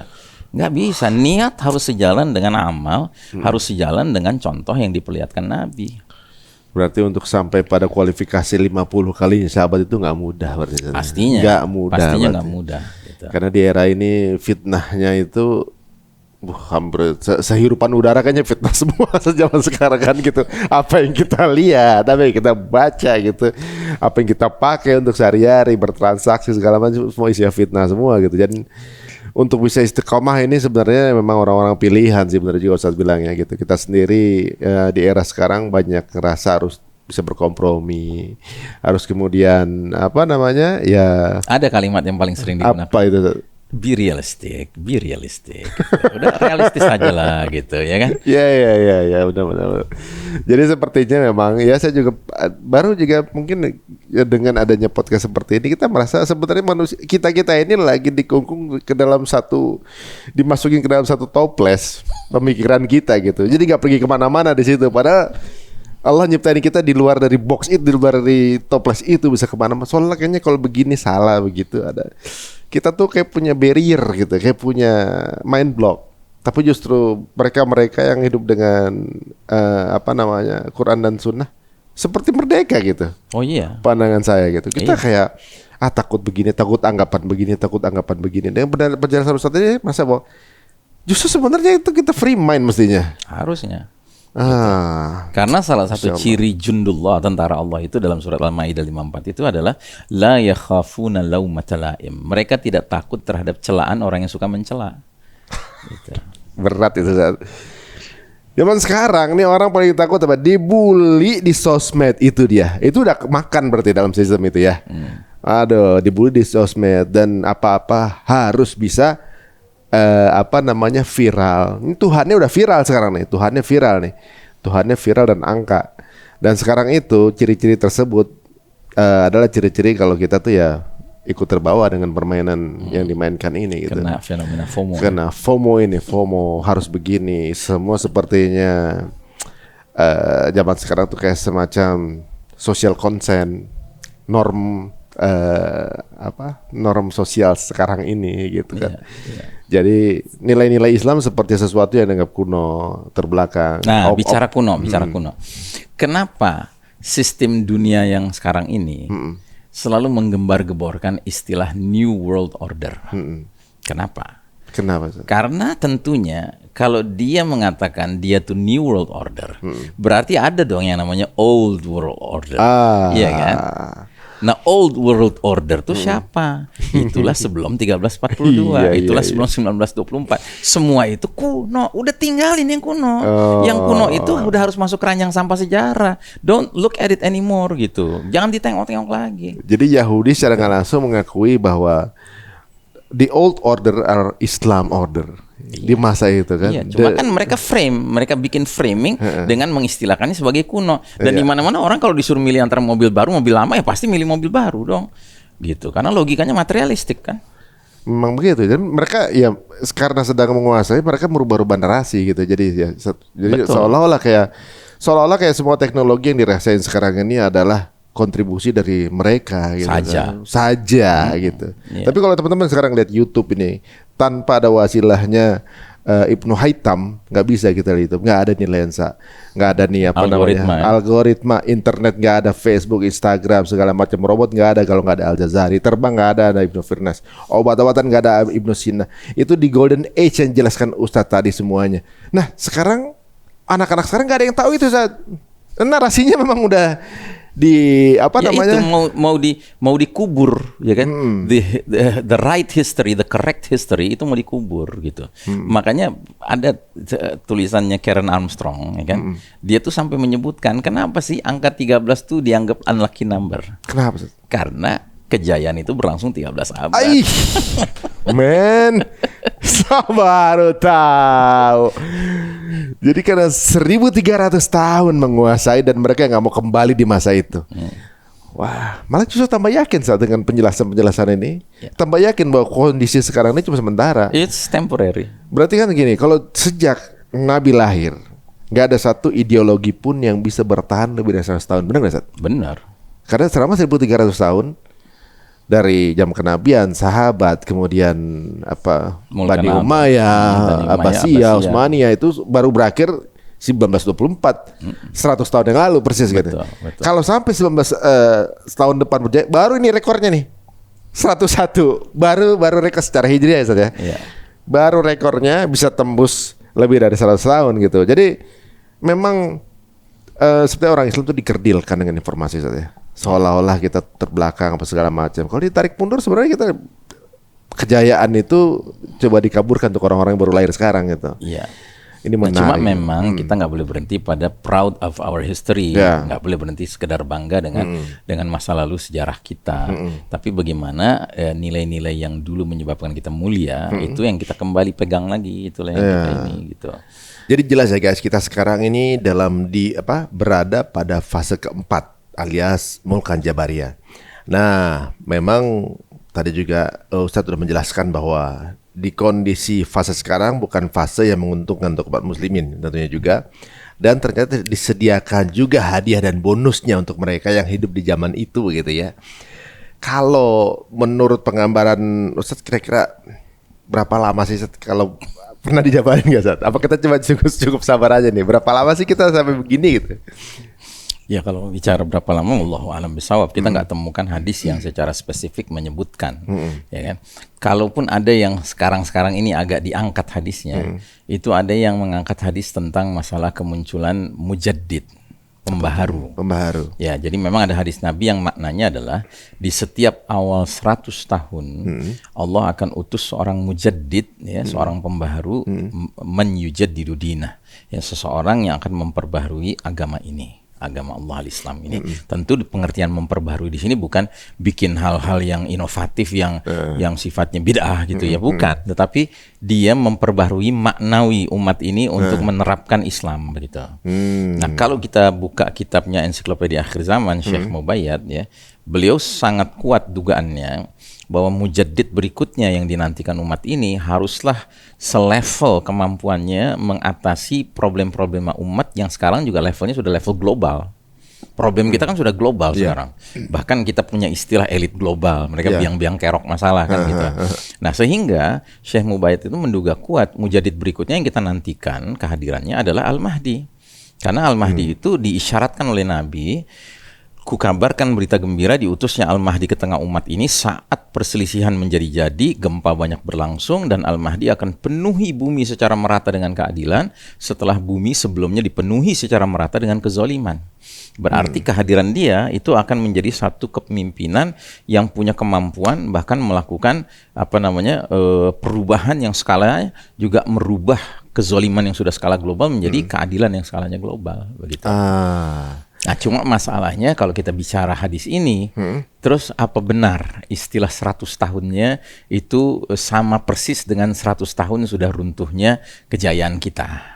Gitu. Itu yang big questionnya. Gitu. Karena kalau kita bicara keruntuhan fase Mulkan Adon, ya kan, yang itu merupakan era di mana umat Islam terakhir berjaya, Kesultanan Utsmani Turki, itu kan secara hijriyahnya 27 Rajab 1342 Hijriah. Dan 27 Rajab itu sudah kita lewati berapa hari yang lalu. Gitu. Tapi itu bukan 100 tahun, itu 103 tahun pakai kalender hijriyah. Berarti 3 tahun yang lalu maksudnya. Kalau kalau pakai hijrah mestinya 3 tahun yang lalu bukan 100. Nah, kalau pakai Masehi ini yang menarik memang. Masehi itu kejadiannya 3 Maret 1924. Nah, 3 Maret kan sebentar lagi. Nah, itu persis 100 tahun 2024. Gitu. Tapi apa benar kemudian automatically sehitam putih itu bahwa benar-benar 100 tahun sejak runtuhnya Utsmani terus muncul menjadi itu?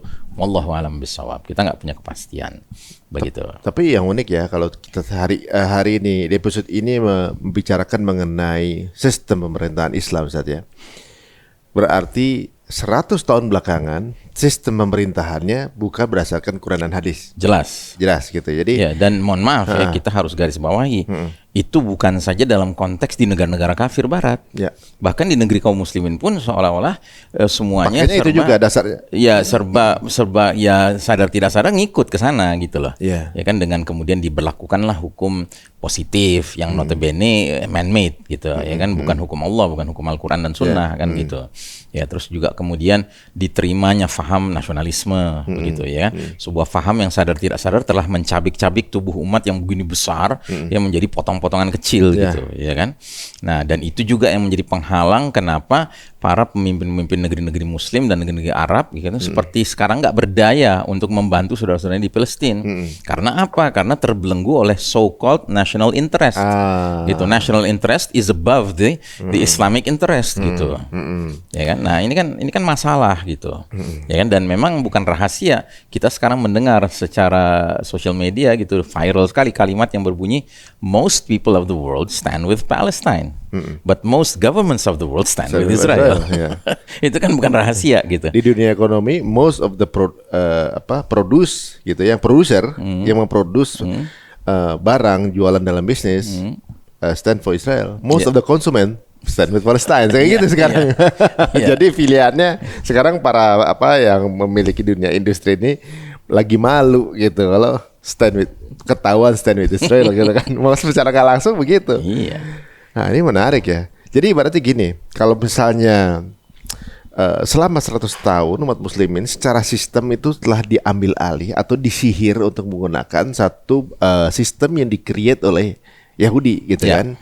Dan bukan hanya sistem pemerintahan, tapi juga sistem perbankan, sistem perpolitikan, juga sistem segala hal sistemnya seolah-olah udah buat seperti semacam satu frame yang semua ikut bermain di situ. Begitu bisa saya. Betul, dan karenanya saya sering mengutip kata-katanya Ahmad Thompson. Beliau penulis muslim berkebangsaan Inggris yang menulis buku dengan judul Dajjal the Antichrist, ya kan, yang terjemahkan dengan judul Sistem Dajjal. Jadi dia cenderung menggunakan istilah untuk tatanan dunia sekarang ini, ini sistem Dajjal.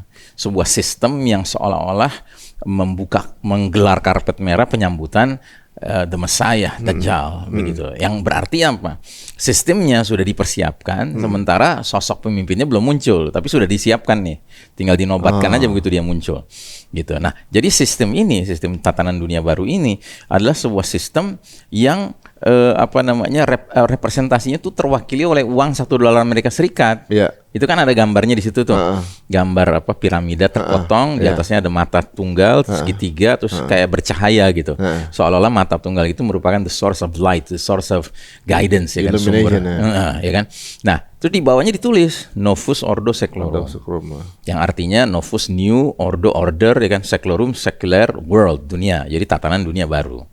Gitu, ya kan. Nah, di atasnya Annuit Quiptes. Apa artinya Annuit Quiptes? He has favored our undertakings. Dia, si mata sebelah ini, ya kan, telah merestui berbagai pengambil alihan kami, efforts pengambil alihan kami. Pengambil alihan apa? Pengambil alihan sistem yang tadinya sistem iman dan tauhid selama ribuan tahun, belasan abad, ya kan, menjadi sebuah sistem yang sesuai dengan nilai-nilai kekufuran Dajjal. Gitu. Ditulis di duit $1 itu.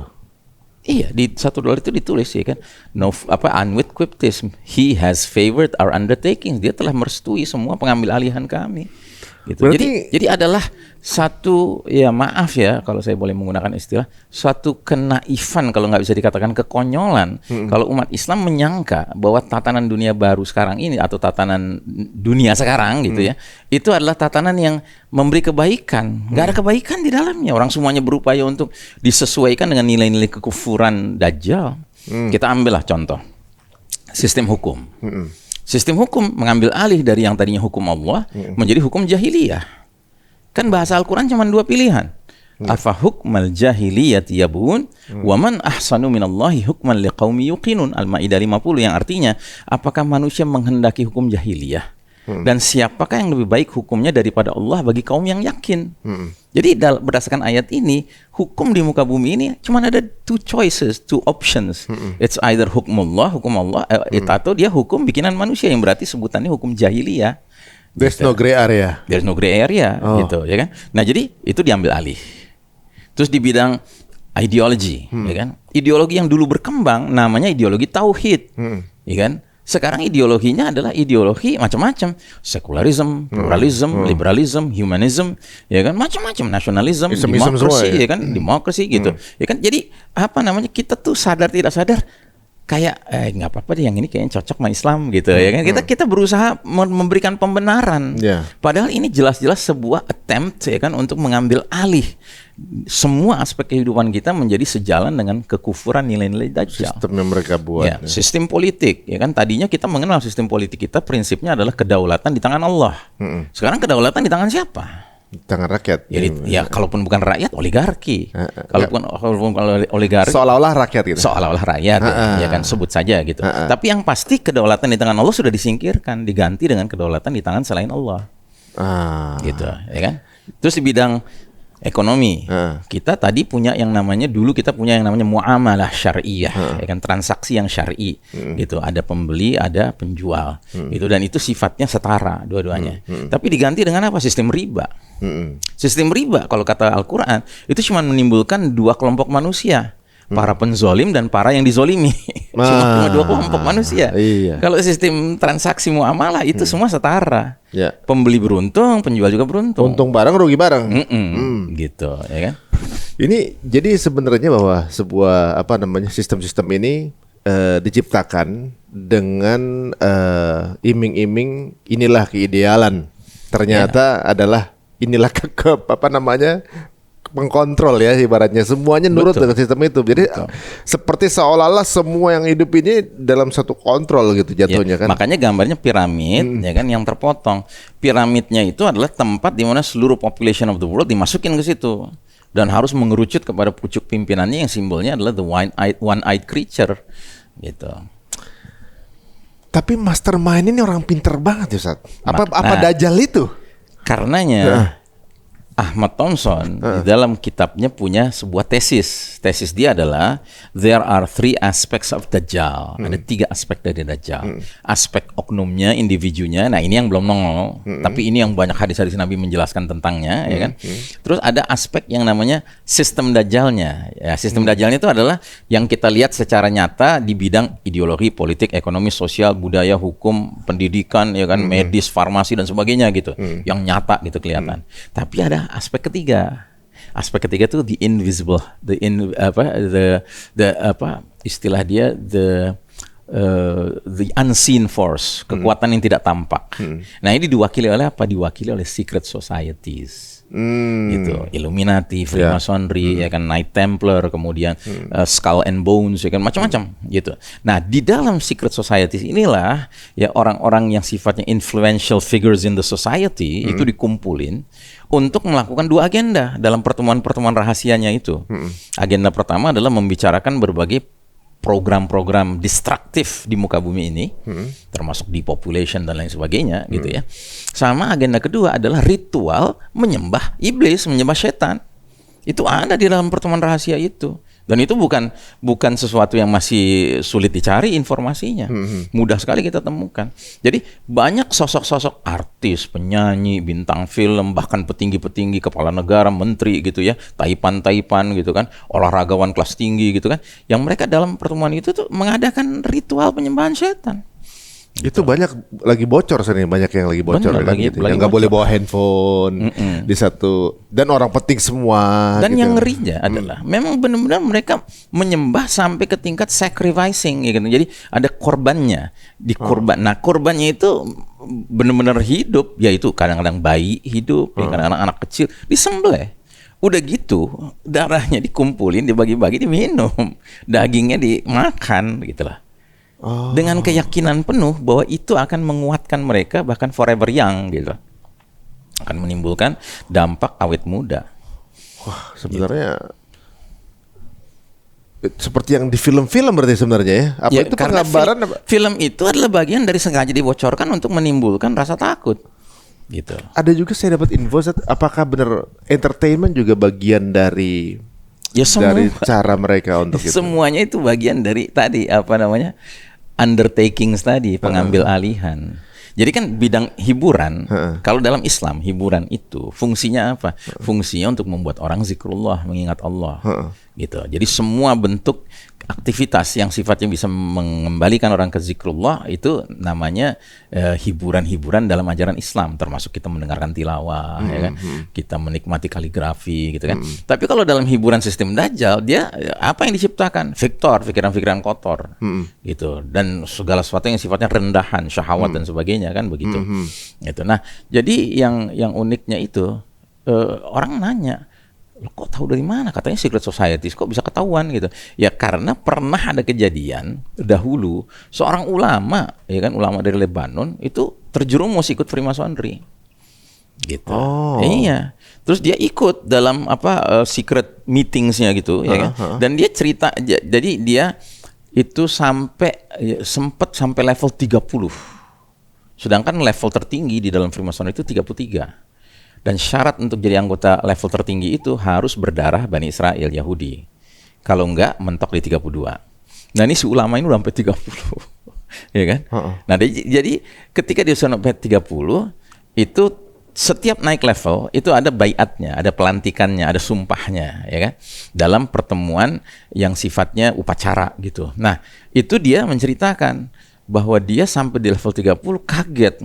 Karena waktu di level pertama dia gabung, itu dia bersumpah di atas Quran. Oke? Terus dikasih tugas-tugas, teruji loyalitasnya, dedikasinya, naik lagi ke level kedua. Diadakan pelantikan lagi kan? Nah, di level kedua pelantikan itu saksinya nambah, Quran dan bunga mawar. Gitu. Terus naik level 3, ya kan? Di level 3 dia dilantik, Quran, bunga mawar, pisau belati. Gitu kan. Terus naik level 4 saksinya, level 5 saksinya, level 6 saksinya. Nah, di level ke-7 itu ada macam-macam saksi, tapi ada satu yang ditarik, Qurannya ditarik. Dia masih ikut permainannya.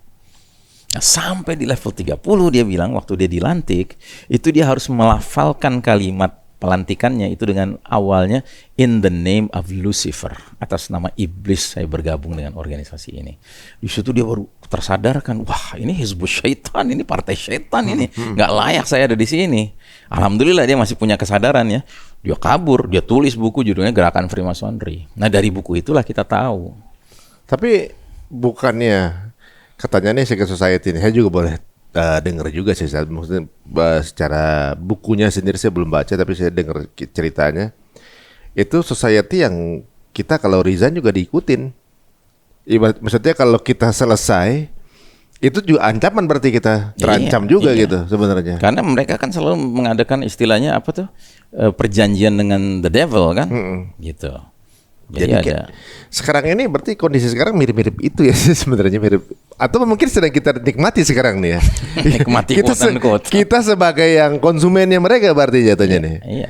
Nah ini yang kalau dari penjelasan Ustaz tadi ya, apa guys, makanya kita juga unik juga tuh, uang $1 itu nggak pernah diganti uang itu dari semenjak dicetak pertama kali.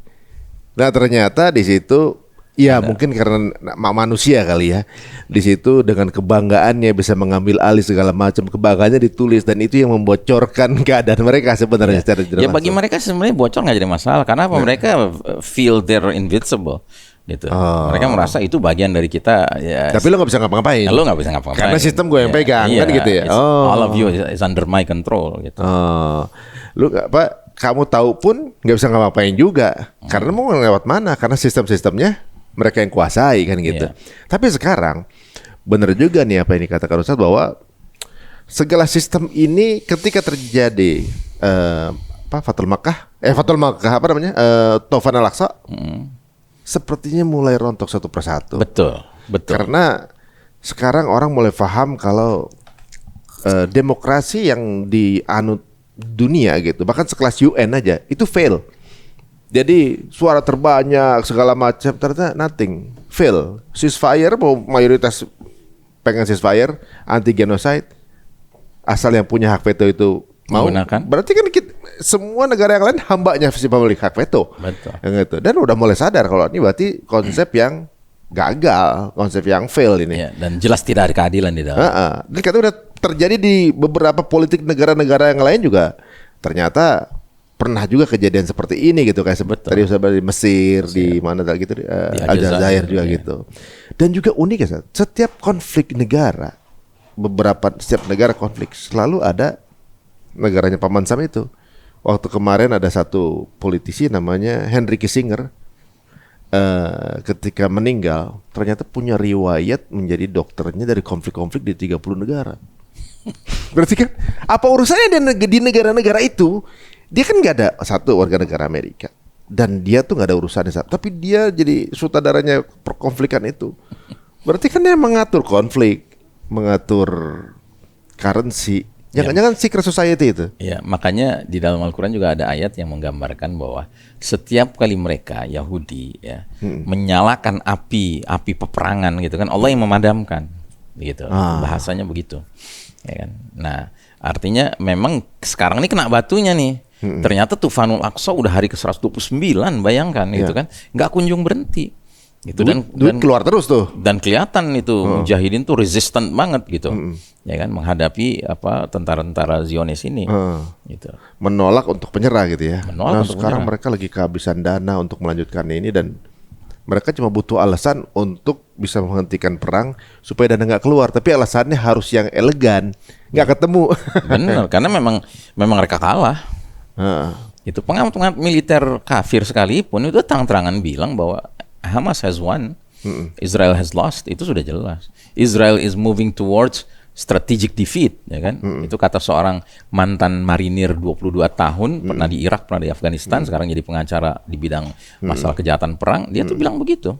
Gitu. Israel ini sedang menuju kekalahan strategis. Ya. Gitu. Jadi kalau dipikir secara matematika, semestinya 3 hari aja satu wilayah sebesar kecamatan di Gaza ini selesai oleh negara adidaya Amerika, Prancis, Inggris. Bahkan nggak pakai Amerika, Prancis, Inggris pun mestinya Israel bisa mengalahkan, karena Israel dikenal sebagai militer nomor 4 di dunia. Bayangkan. Dan pas senjatanya nomor 1 katanya kan. Iya. Yang dipakainya tuh, yang teknologi terbaru, terbaik. Nah ditambah itu juga bahwa orang-orang awam menyangka bahwa Palestina kalah dengan jatuhnya banyak korban, begitu kan? Nah, ketika kemudian perang dilihat menang kalahnya dari jatuhnya banyak korban, mungkin banyak yang salah pemikiran. Ketika sebuah peperangan dari siapa yang menguasai tanah, ya menang Palestina. Karena sampai saat ini pun nggak bisa mereka menguasain kan? Betul. Nah, jadi dari mana sudut pandangnya gitu? Dan bagi orang Palestina, warga Palestina pun terbunuh bukan suatu kekalahan, Ustaz ya? Betul. Nah, itu dia. kayaknya kita perlu banyak belajar dari kejadian di Al-Aqsa di apa namanya di Palestina, dan tentunya juga ini menjadi tolak ukur guys. Kita udah mulai harus memindahkan mindset kita gitu, kemana kita mesti melihat satu tolak ukur. Dan gini ya, kan ada ayat bunyinya yaumal furqan yaumal taqal jam'an. Hari pemisahan antara yang hak dengan yang batil, hari bertemunya dua pasukan. Itu. Ya, ini kan banyak orang ketika pecah nih Tufanul Aqsa ini, itu mengkaitkan dengan ayat itu. Ini pertemuan dua pasukan orang beriman dengan pasukan orang kafir, ya kan? Nah, tapi semakin berjalan kemari, semakin terlihatlah bahwa memang benar-benar bangsa Palestina, khususnya Gaza, itu menjadi representasi ahlul haq, representasi pembela kebenaran. Sementara bangsa Israel semakin hari semakin kelihatan sebagai representasi pembela kebatilan. Gitu. Sehingga siapapun yang cinta kebenaran, cinta keadilan, cinta kesabaran, cinta ketegaran, cinta istiqomah, cinta makna hidup dan mati yang sebenarnya, itu tinggal nengok ke Palestina aja. Tapi siapa yang doyan berdusta, siapa yang doyan berlaku zalim, siapa yang doyan culas, siapa yang doyan sudah berbuat jahat tapi punya 1001 alasan untuk mengatakan dia nggak jahat, belajarlah sama Israel. Gitu, ya kan? There is no gray area. There is no gray area. Dan kita sekarang umat Islam di luar Palestina, ibaratnya punya alasan kuat untuk tetap bersabar. Misalnya kita mau tidur malam nih, di kamar kita banyak ngamuk gitu kan. Kita ngomel-ngomel, ingat aja Gaza langsung. Ya, kita mah belum apa-apa dibandingkan apa yang mereka alami. Iya, benar-benar. Gitu. Kita kesulitan beras nih sekarang kan, beras di mana sekarang susah nih, katanya langka, mahal harganya. Ya kan? Ya ingat aja Palestina, langsung kita, mereka sampai makan hewan ternak, pakan ternak, ya kan? Bayangkan, kita masih cuma sekedar nggak ada beras gitu, atau sulit beras gitu. Jadi semua yang mereka alami sekarang ini itu jadi sebab untuk orang itu bisa bertahan gitu menghadapi dunia yang penuh kepalsuan ini. Itu bahkan bagi masyarakat Barat, kekaguman mereka dengan Palestina itu menyebabkan mereka sekarang bahkan dapat petunjuk gitu dengan izin Allah. Sehingga presiden organisasi Islam di Eropa itu sampai mengatakan sebelum Tufanul Aqsa di Eropa itu rata-rata sehari 40 orang masuk Islam, alhamdulillah. Tapi setelah Tufanul Aqsa rata-rata 800 orang masuk Islam, 5 kali lipat. Gitu. Berarti korban 30.000 warga Palestina di-convert dengan 5 kali lipat, 20 kali lipat. 20 kali lipat ya? 20 kali lipat. Berarti 30.000 warga Palestina yang wafat itu di-convert dengan jutaan mu'alaf. Bukan hanya jutaan mu'alaf, di Syamnya sendiri, di Palestinanya sendiri, ya kan, sampai Nabi kan mengistilahkan orang-orang Syam itu abdal, al-abdal, orang-orang yang selalu ada badalnya, ada penggantinya gitu ya. Jadi konon di hari ke-90 berapa gitu, itu UNICEF mengumumkan bahwa sejak 7 Oktober di Gaza saja itu lahir bayi sebanyak 20.000 bayi, gitu, ya kan? Dalam kondisi perang seperti itu, dahsyat kan? Gitu. Masih sempat aja ya? Masih sempat, dan yang uniknya itu jumlahnya itu mirip dengan jumlah yang syuhada gitu. Jadi sama aja mereka nggak bunuh siapa-siapa karena akan digantikan gitu ya. Tahun 2008 juga gitu. 2008 ketika Israel mengagresi Gaza, selama 22 hari dari Desember 2008 sampai Januari 2009, 22 hari, itu jumlah yang syahid 1.500. Nah, setelah berlalu perang itu, di data jumlah yang lahir dalam 22 hari itu 1.500 bayi. Sama persis, ya kan? Dan itu sebabnya apa? Banyak wanita, ibu-ibu Gaza itu sekali melahirkan kembar 4, kembar 5, kembar 6. Nah, di sana tuh ibaratnya tuh melahirkan kembar tuh kayak biasa gitu. Ajib kan? Itu cuma rencana Allah aja bisa gitu. Secara matematika nggak ketemu itu kan? Betul. Nah, kita kembali kepada tadi judul di awal saja. Jadi ibaratnya kalau kita nih di 100 tahun belakangan seperti tersihir oleh sebuah sistem. Dan tentunya juga kita negara-negara ini terpisahkan di koloni, jadi terbelenggu dengan sistem surat legalitas, negara yang berbeda gitu. Nggak tersihir, nggak bisa ngapa-ngapain, terbelenggu gitu dengan transparan gitu kan. Kita nggak bisa ngapa-ngapain, kadang-kadang kita ada tersihir dengan surat-surat pinjaman, surat riba apa segala macam, yang semua sistem itu menyihir masyarakat kita seperti di dalam sistem. Nah, jadi ada uraian juga yang mengatakan sebenarnya kita lagi ketika nyoblos kita tersihir juga loh gitu ibaratnya. Apa benar sebenarnya ungkapan tersihir itu? Kalau berita yang saya dengar, bahkan ada orang yang menceritakan kalau dirinya sewaktu masuk ke dalam bilik itu, ya kan, dia buka kertas itu, ya kan, itu entah kenapa yang terlihat cuma satu gambar Jadi seolah-olah yang gambar lain nggak kelihatan supaya dia nyoblos yang itu gitu, ya kan? Jadi memang ada bermain di metafisika juga. Memang ada gitu. Dan ada juga yang mengalami hal yang serupa tapi dia langsung ingat Allah. Dia baca ayat kursi, tiba-tiba gambar yang lain kelihatan. Ya, Jadi kayak batal tuh sihirnya. Gitu. Jadi kalau ada pihak yang kepengen punya rencana-rencana jahat itu bukan hanya secara fisik tapi juga secara gaib. Oh, gitu. jadi pikiran-pikiran orang bisa secara konsentrasinya bisa buyar, bisa kemudian salah memilih atau segala macam. Berarti memang kita mesti kembalikan kepada Allah berarti semuanya, Ustaz ya. Ya, dan itu juga rahasianya kenapa Nabi SAW jauh-jauh hari sudah memperingatkan bahwa di antara solusi jika Allah takdirkan kita ketemu dengan Dajjal, kita nggak boleh punya harapan ketemu Dajjal ya. Tapi kata Nabi, jika kita ketemu dengan Dajjal, ya kan? Nabi sampai mengatakan, man hafidhu asyra ayatin min awwali suratul kahfi usima min fitnatid Dajjal. Barang siapa hafal 10 ayat pertama dari suratul kahfi atau 10 ayat terakhir suratul kahfi, niscaya dia akan terlindungi dari fitnah Dajjal. Jadi memang yang namanya zikrullah, yang namanya wirid-wirid itu penting untuk perlindungan kita menghadapi dunia yang sistem Dajjal ini gitu. Ya kan? Berarti kalau misalnya suatu saat dia hadir gitu dan orang itu nggak biasa membiasakan setiap hari Jumat gitu, itu menjadi rawan-rawan. Ya rawan terkooptasi oleh si Dajjal. Wah, gitu. Mulai sekarang guys, minimal 10 ayat Al-Kahfi dan dibacakan setiap hari Jumat gitu ya. Kalau bisa sih satu surat ya, saya 110 lumayan juga tuh.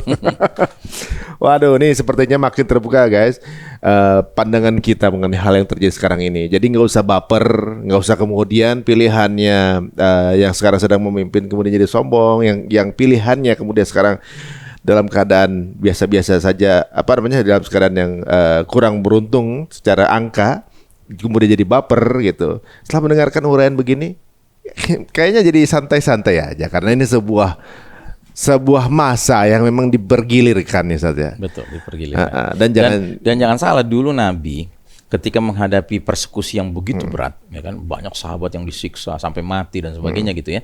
Datanglah seorang sahabat namanya Khabbab ibn al-Arat radhiyallahu an ke Nabi yang sedang duduk santai dekat Ka'bah. Dia bilang, ya Rasulullah, apa enggak saatnya engkau mendoakan pertolongan Allah datang gitu. Ya kan, melihat saudara-saudara kita yang di ini, termasuk dia termasuk yang disiksa juga sama majikannya gitu.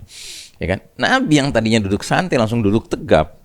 Dengan tatapan mata yang tajam, Nabi mengatakan, hai Khabbab, belumkah datang berita kepada engkau tentang orang-orang beriman terdahulu? Ada di antara mereka yang ditanam hidup-hidup, cuman kepalanya yang muncul, lalu digergaji dibelah dua. Ada yang digarpu dengan garpu besar, ya kan, digaruk dengan garpu besar sampai terkelupas daging dan kulitnya, kelihatan tulangnya. Tapi mereka sabar dalam keimanan. Gitu. Demi Allah yang jiwa Muhammad dalam genggamannya, Allah akan memenangkan agama ini sampai seorang wanita nanti mengadakan perjalanan dari Hadramaut sampai Son'a, nggak takut dengan apapun kecuali kepada Allah dan kepada serigala yang mungkin menerkam rombongannya. Gitu. Walakinnakum tasta'jilun, tapi kalian tergesa-gesa, kata Nabi. Gitu. Jadi artinya ini memang harus kita lalui, bukan berarti kita pasrah, tidak. Cuma ini dulu Nabi begitu, masa kita yang bukan Nabi bisa mendapat yang lebih ringan perjuangannya? Iya, benar, gitu. benar. Ya, mungkin lebih ringan gitu di mata Allah gitu kan. Tapi ya saudara-saudara kita di Gaza ini contoh gitu loh, contoh buat kita. Gitu. Kenapa sih kita ingin buru-buru meraih kemenangan, apalagi harus meraihnya dengan cara yang bukan sesuai dengan sunnah Nabi, dengan contoh Nabi? Gitu kan, nggak make sense gitu. Ingin kejayaan ya Islam, tapi jalan yang kita tempuh bukan jalan Islam, jalan yang sebenarnya bagian dari defeated mentality dalam diri kita yang menyebabkan kita menggunakan kaidah if you can't beat them, you join them. Berarti terkonfirmasi, berarti ikutan berarti ya? Iya. Waduh. Gitu. Dan itu ada hadisnya juga, di hadis yang lain Nabi sempat mengatakan, la tattabi'unna sunanal ladzina min qablikum shibran bi shibrin wa dhira'an bi dhira'in. Gitu. Jadi kalian umat Islam kelak nanti akan ngikut gaya hidup ya umat-umat sebelum kalian, sejengkal demi sejengkal, sehasta demi sehasta ya. Sehingga sekiranya yang kalian ikuti itu jelas-jelas masuk juhri dabbin, lubang kadal ya kan. Kalian terus aja ngikutin mereka. Terus sahabat bertanya, ya Rasulullah, al-Yahuda wan Nasara. Ya Rasulullah, apakah yang kau maksud itu kaum Yahudi dan Nasrani? Kata Nabi, faman, who else? Siapa lagi kalau bukan mereka? Anda tahu hadis ini waktu dibacakan di depan para sahabat dulu, para sahabat tuh kayak tercengang. Apa? Umat Islam ngekor sama Yahudi sama Nasrani? Karena bagi mereka it doesn't make sense. Mereka lihat ada Yahudi di Madinah, mereka lihat ada Nasrani di Madinah, tapi mereka tunduk pada Islam dan kaum muslimin. Di masa itu nggak ada cerita mereka tunduk sama Yahudi, tapi mereka bingung ngedenger Nabi bilang nanti bakal ngekor, sampai udah masuk lubang biawak masih ngekor juga gitu, ya kan? Maksudnya sampai kita sendiri udah ngelihat efek dari ideologi mereka tuh menimbulkan masalah di negeri mereka sendiri, masih aja tetap diikutin, gitu. Aduh, jangan-jangan di era sekarang ini. Rasanya mau kapan lagi gitu, ya kan? Karena ini kan this is the darkest chapter of the Islamic history. Ini kan babak paling kelam dalam sejarah umat Islam. Waduh, makin clear ya. Jadi istilahnya gini, sikap kita untuk tidak mau ikut, ya kan, dengan cara-cara mereka, itu jangan diartikan sebagai nggak peduli dengan perjalanan umat ini. Bukan nggak peduli. Justru karena peduli lah, kita harus tunjukkan we are resistant gitu. Kita punya sikap gitu menghadapi ini. No means no, ya. Yeah. And being silent doesn't mean you don't do anything. Ya, gitu, benar-benar. ya kan? Wah, ini mudah-mudahan membuka satu wacana baru guys, dan sudut pandang kita jadi qadarullah, semua yang terjadi cuma kita diminta untuk bersabar dan terperjuang saja. Betul. Masya Allah, waduh, jazakallah khairan, satu waktunya ini luar biasa. Ini menarik sekali, ini satu sudut pandang baru, mudah-mudahan nonton ini jadi berubah lah ya.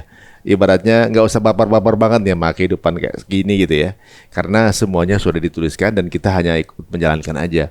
Saya pernah mikir saat waktu itu, orang kalau nonton film Avengers itu sebelum nonton sebenarnya udah tahu Avengers pasti bakalan menang gitu kan. Terus ngapain masih ditonton kan gitu kan. Terus kalau misalnya orang menonton bola gitu sampai begadang-begadang, kalau ditanya cuma mau lihat skor, tidur aja dulu, besok pagi baca berita. Ngapain ditonton kan gitu kan. Ternyata dua-duanya punya jawaban yang sama, yaitu mereka ingin lihat bagaimana perjuangannya. Nah, pertanyaan berikutnya adalah, Allah nih nyiptain kita dan Allah udah tahu kita akan dimatiin. Terus ngapain kita pakai dihidupin dulu? Mungkin Allah pengen lihat siapakah di antara kita yang berjuang di jalannya. Masya Allah, luar biasa. Mudah-mudahan guru kita ini menjadi salah satu yang membuat kita kembali jalan Allah dan kembali ingat bahwa semua sudah digariskan oleh Allah dan kita hanya tinggal menjalankan dengan penuh kesabaran saja. Masya Allah. Mudah-mudahan kita termasuk yang dipilih Allah. Amin. Jadi as-sabirin, jadi orang yang sabar. Masya Allah. Terima kasih guys. Ini untuk yang mantengin ini, saya kalau dengar cerita dari Ustadz ini kebawa terus nih. Saya bisa nanya terus nih. Tapi luar biasa. Ini sebuah penggambaran dengan kisah yang dijabarkan. Memang sejarah dan sirah itu akan tetap menjadi acuan ya. Atau pegangan kita, nggak usah lari kemana-mana. Berarti sebenarnya sebagai umat muslimin tuh mudah kerjanya Ustaz ya, tinggal ngikutin aja dulu kayak gimana. Ya, desainnya udah ada gitu, the ideal design udah ada gitu. Kita cuma tinggal ngikut aja gitu ya. Cuma kadang-kadang kita ngerasa ini bukan ideal gitu, perasaan itu. Nah itu yang coba ditanamkan kita di 100 tahun terakhir ini. Makanya tonton terus Cerita Untung untuk dapat insight-insight baru, dan semoga mudah-mudahan tetap membuat kalian beruntung secara ilmu. Terima kasih untuk yang nonton acara ini, dan yang pasti juga terima kasih untuk waktunya. Insya Allah mudah-mudahan lancar umrohnya untuk yang ingin ikut pergi umroh bersama Ustadz dan juga mendengarkan berbagai tanda-tanda akhir zaman yang mengasihkan tentang perjalanan umroh. Monggo silakan follow aja IG-nya Ustadz ya. Dan juga teman-teman semuanya, jangan lupa untuk subscribe, sebarkan sebanyak-banyaknya konten ini ke teman-teman semua. Semoga banyak yang mendapatkan manfaat. Sampai ketemu lagi di episode berikutnya. Assalamualaikum warahmatullahi wabarakatuh.